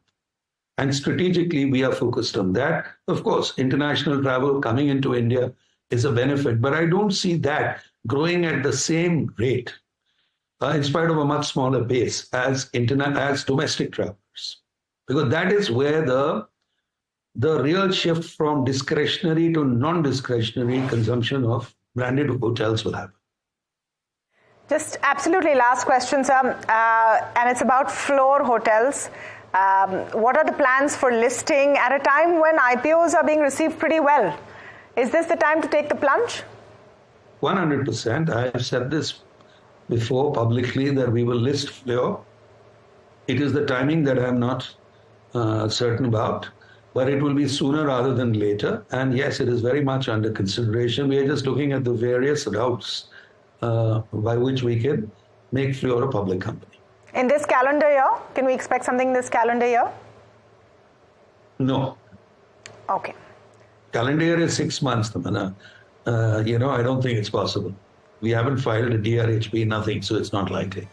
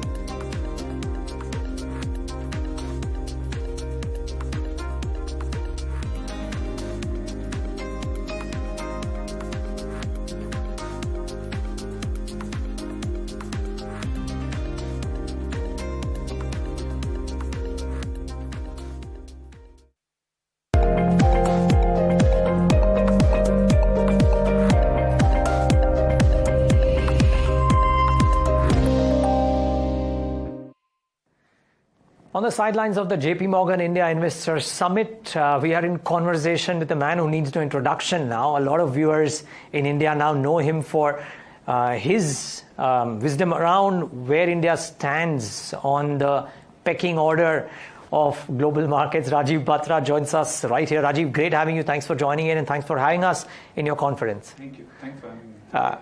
So what's the response been like? I know the response has been fabulous ahead of the conference because 30% more participation, etc. Yeah.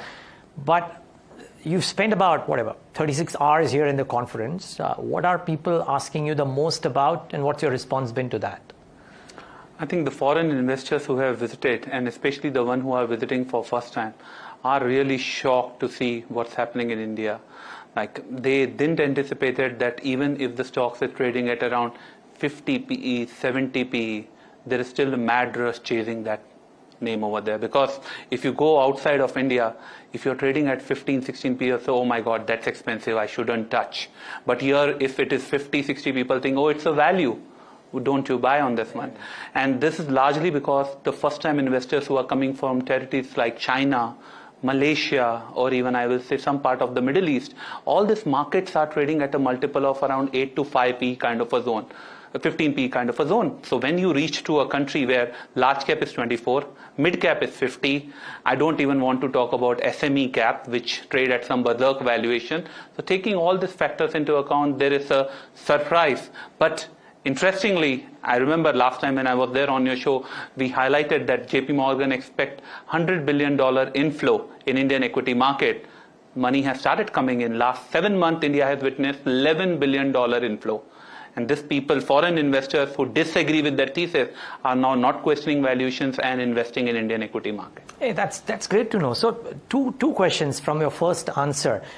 I heard you say that first-time investors coming out here, there is a larger participation. Are these first-time investors completely alien to investing in India? And therefore, I'm guessing because they are JP Morgan clients, they are big checks. Are those big checks waiting to come in even at these valuations?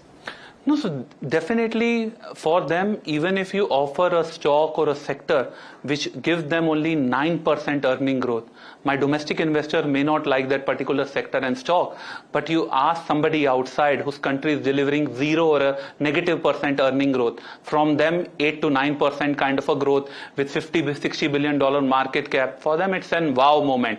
Like, let me invest and forget in this market. Hence, this is the reason why they are willing to revisit. So where my domestics are chasing alpha generation in mid and small cap, for foreign investors who are looking alpha in diversified external market, the large cap in India, which is giving them 9 earning growth, 15 ROE, 60 billion market cap, let's invest into that name. Wow, and there is a reasonably high likelihood that the currency will also be a lot more well behaved. I mean, some depreciation would be welcome in Sajid Chinoy's words. Yeah. But it's not like India is now part of those fragile economies wherein the currency could depreciate 8, 9, 10%, and therefore it could, on any given day, and therefore there could be a loss to the global investor as well, I reckon. No, for the foreign investor, they're saying that it's matter of time when we will start seeing the appreciation in Indian rupee. Because the way which Indian rupee has reacted, dollar gone higher, rupee maintain 80 zone, dollar gone lower, rupee maintain 80 zone. So they know the strength on the balance sheet side, fiscal, as well as on the current account side, which is not showing up in the currency. So the trade they are playing in India is not just the equity trade. It's the dollarized equity trade that 1 in 5 or 10 years time, the moment comes when currency start appreciating, that will be the windfall gain for my foreign investor. So that should be taken as a positive point. Got it. Wow. Rajiv, so tell us this then. There is large cap space. My view somehow of the last 12 to 18 months, that India seems to have become a low beta market. Relative to what it was, maybe relative to some of the other markets as well. You're talking about the possibility of at least currency stabilization at the bare minimum, maybe appreciation, large caps offering value. Would you reckon that this gap between 100 billion of expected inflows, which turns India into an equal weight from an underweight, versus 10 billion or 11 billion that has come thus far, you reckon this gap of $90 billion, which is a lot of money, could get filled over the course of the next 12 to 18 months? I'll say 12 months will be a stretch, but definitely 18 to 24 months is well enough. But I will say it's contingent upon capital issuances, that is the fresh money, primary issuances coming, or additional offers. So we have seen over the 12 months, $50 billion issuance have happened, primary and the secondary side. Foreign investors have largely come into them. One, because they don't have to chase liquidity at a higher valuation. So that's an easy way to get out over there. That's the point number one. Point number two, it's most probably give them a bit kind of a favorable opportunity to enter into that space. As an example, if you are competing out in the secondary market with the domestic, with HNI, with PMS, with AIF, it becomes too crowded in this one. Here you get simply a position out. So that is the key reason why, like if you keep on having new primary issuances and secondary issuances coming up, that will give easy way route out for foreign investor to come. And remember, it's not just the active guy, the pressure is also there on the passive guy too, because India is slowly and steadily inching towards the mark of either meeting China or beating China in terms of an index weighted. In MSCI IMI index, which tracks $125 billion passive allocation, India has already surpassed China. But the bigger index, which have a $500 billion passive allocation or chasing, that's where we are still 1.5% lower than China. But as the weight keeps on increasing, you will not only get money from the active investor, you will also get the money from the passive investor also. I have given you the sizes. Just multiply the weightage and apply how much money it will be. Wow, crazy. Just it's mind-boggling numbers, I'm sure. But it's not a 0 and 1 moment, right? As the weightage keeps on increasing, the money will keep on flowing in. If India were to eclipse China as the highest weightage in the MSCI EM market, IMI has happened, but the other one that you mentioned, benchmark. But it's not a 0 and 1 moment, right? As the weight keeps on increasing, money will keep on flowing in, right? I presume. Yes. Okay, great. So in about 18 to 24 months, significant inflows from foreign investors 100%. Anticipated. Yeah. You mentioned a very important point, and that's true. I mean, we've seen fair degree of foreign participation in the primary markets. Yeah. There are, and there has been a series of blocks, PE investor exits as well that have happened. You see foreign investors trying to now ask you actively for that end of the market to primary is one thing, and I'm coming to that. But in the listed space, whether QIPs are happening or PEs are exiting or promoters are shedding some of their own holdings for whatever reason, are foreign investors wanting to lap those up as well? 100%. So the most interesting conversations I'm having with my investors over the last couple of weeks, they're saying the biggest foolish thing any investor would have done was not to chase this IPOs or the QIPs or blocks in India market, because it's kind of a no-brainer strategy. Whenever any kind of an IPO block or a QIP is coming, you subscribe to it. And if you look at a performance 6 month, 3 month and 12 month forward basis, your performance ranges from 30% to 150%. Hence, it has been one such momentum strategy, like you need to keep on subscribing. Now, seeing that as a successful strategy year to date, if it continues for the next 12 months or even an 18 month also, I think the other set of foreign investors will keep on joining the bandwagon. What about the primary markets? Because you mentioned that we need high quality paper to come in. There is Hyundai IPO, there is a Swiggy IPO. At some point of time in the next 12 months, we'll probably see NSC and a clutch of others coming out too. Are you personally excited about the primary paper? No, as I said, we need it. If we don't get one, then your journey towards a 40p for large cap will be very soon, which will be a bubble territory for the market. So if anyone asks me today at 24p is India is expensive, my answer is absolutely no. Because in case of an Asia, since 1989, any kind of an Asian economies who have went to a bubble territory, be it China, Japan, Taiwan, Thailand, Korea, all were marked at around 35 to 40 PE. India is still at 23, 24p kind of a mark. So if you don't come with the primary issuances and everyone is chasing the same set of a secondary markets only, your 40p will come very, very soon. So that's the reason why to keep a balance. And we have a SEBI panel yesterday, they were presenting and they said even they are looking that the demand supply mismatch should not be that huge enough that can create a kind of a high valuations in the secondary market. So that's the reason why this primary paper is must and a proper hygiene factor for market. I'm loving what you're saying. You are not saying if or whether the 40p will come. You are saying 40p to aana hi hai. Whether it comes sooner or later is the question. Yeah, it's on the market dynamics. Wow. Because here you are not having just one investor foreign. Remember, you are dealing with 3 set of investors. Foreign institutions, domestic institution, and then retail, which includes PMS and AIF. So that's the competition it's having. The only 4th player who is giving up is your promoters.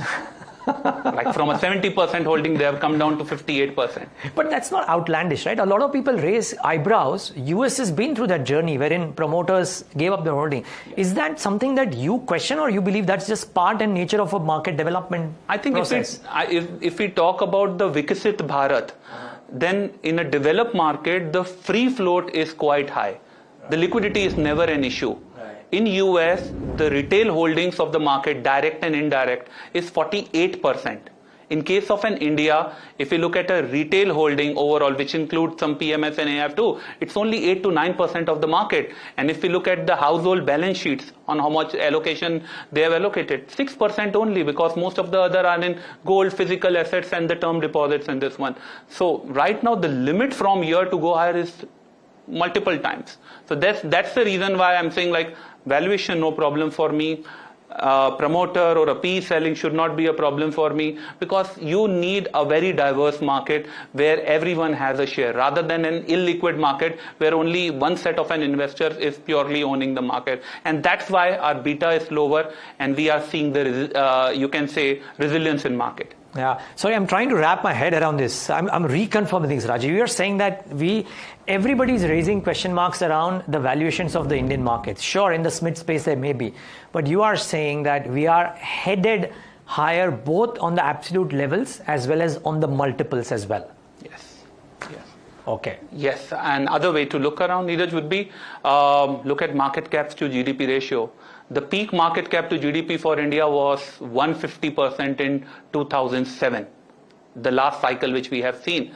Even today, despite all this rally, we are still at around 120, 125%, where denominator GDP is still going a rapid pace over there. And now if you compare with a similar outperforming market like us, Taiwan and US, Taiwan is 300% and US is 225. Got it. Okay.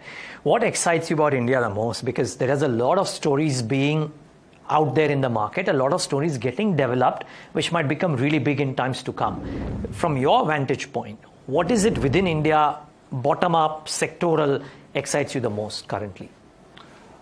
In terms of a key thing which India excites me about is demographic and urge for people to innovate.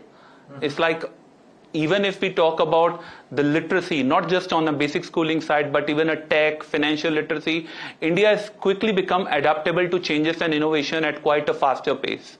We suddenly saw here, like people are talking significantly about investment into the EMSs, to semicon, fab, investment. So that shows even the entrepreneurs, promoters, first or in a second generations are willing to deploy and willing to give all of it to innovate and take the cycle forward.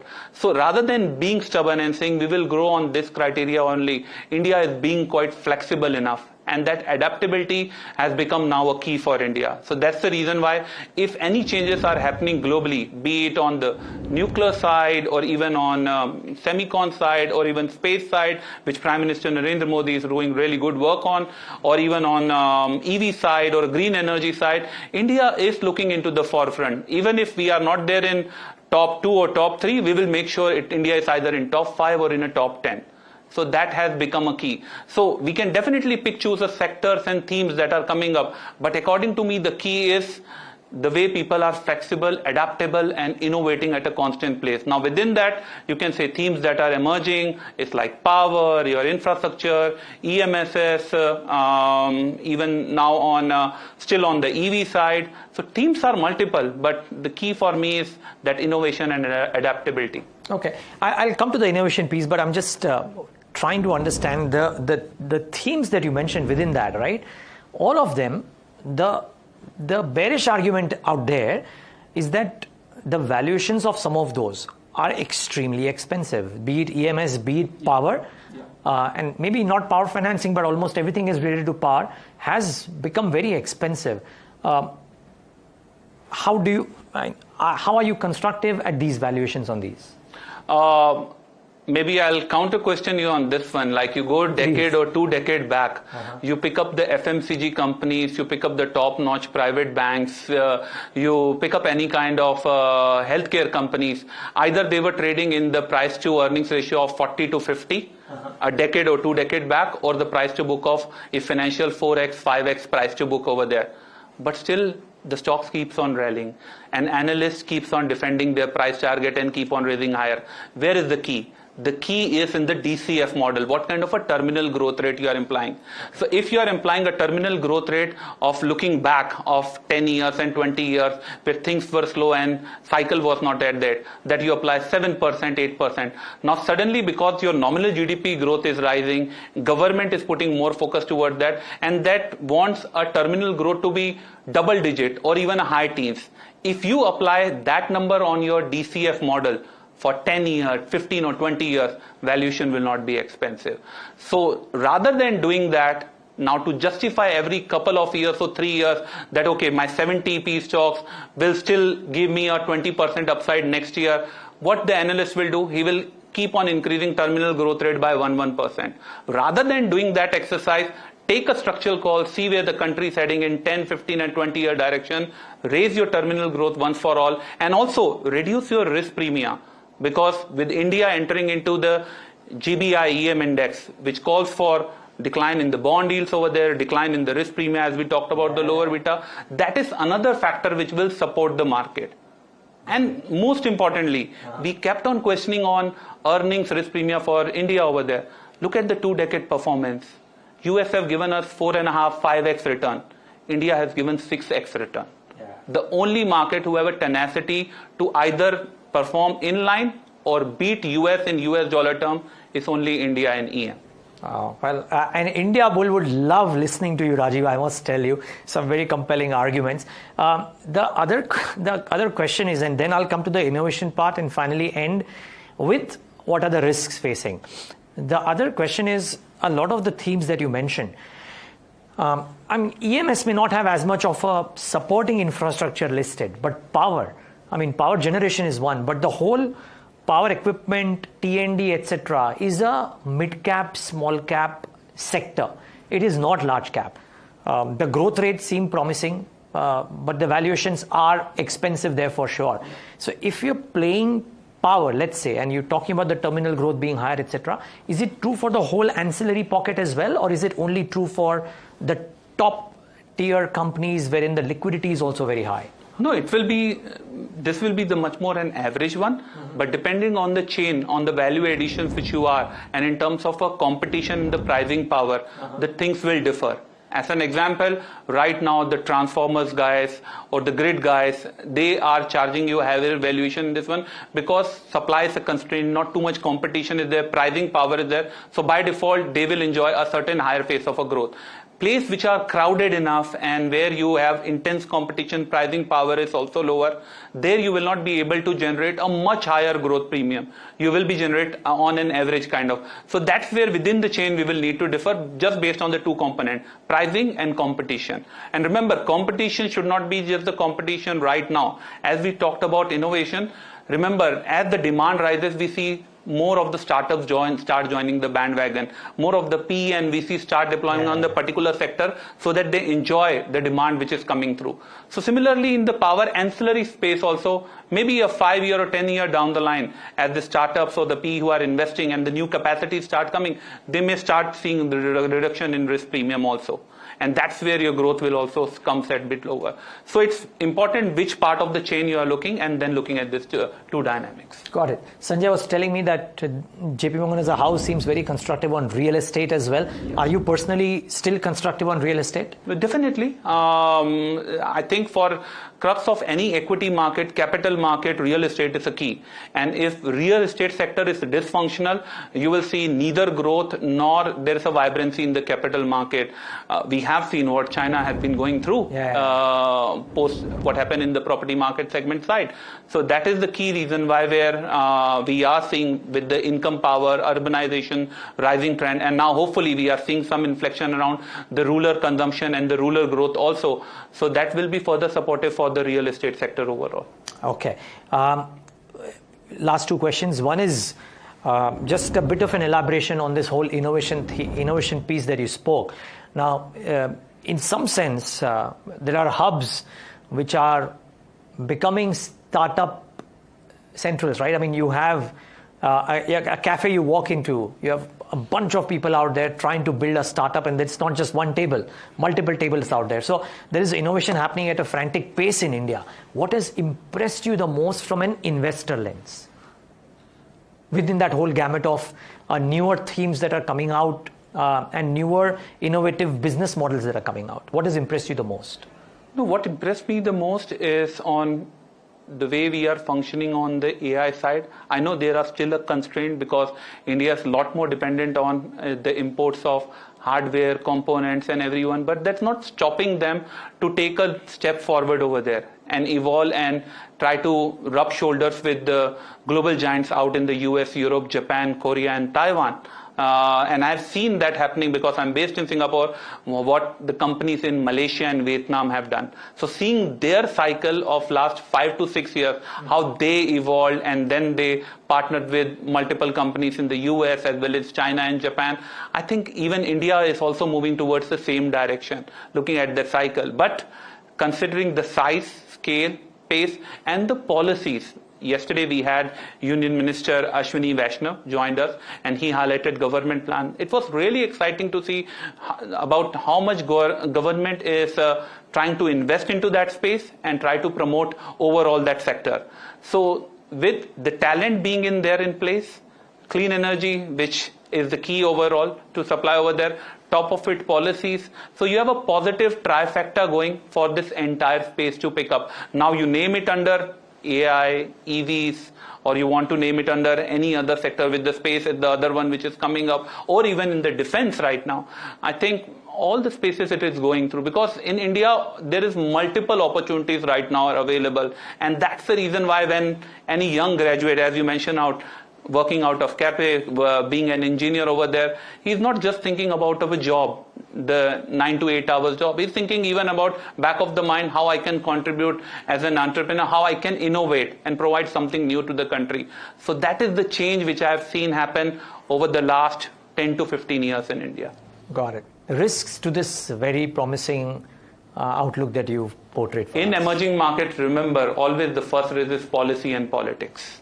You need both on the right side, which thankfully, with all stars aligned, it's there with India for almost close to 2 decades. If this mix goes wrong, we have seen emerging market from a structural story of growth becoming a structural derating story also. So that's where the number one we have to take care of. Near term, yes, there will be some hiccups around if oil prices start rising because of a geopolitical tension. Because right now, nobody in the world is taking geopolitical risk premium very high. So anytime if it's evoked, there will be some set of a kind of a correction.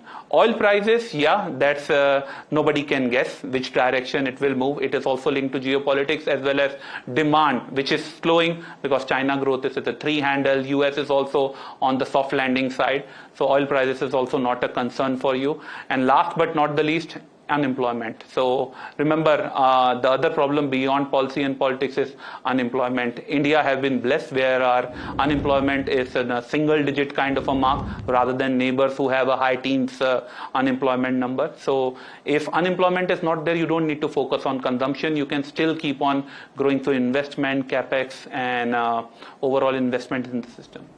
Great. Rajiv, lovely talking to you today. Thanks so much for taking the time out. And look forward to talk to you once more, maybe before the end of the year, but have a lovely remainder of the conference. Thank you. Thank you. And viewers, thanks for tuning into this broadcast.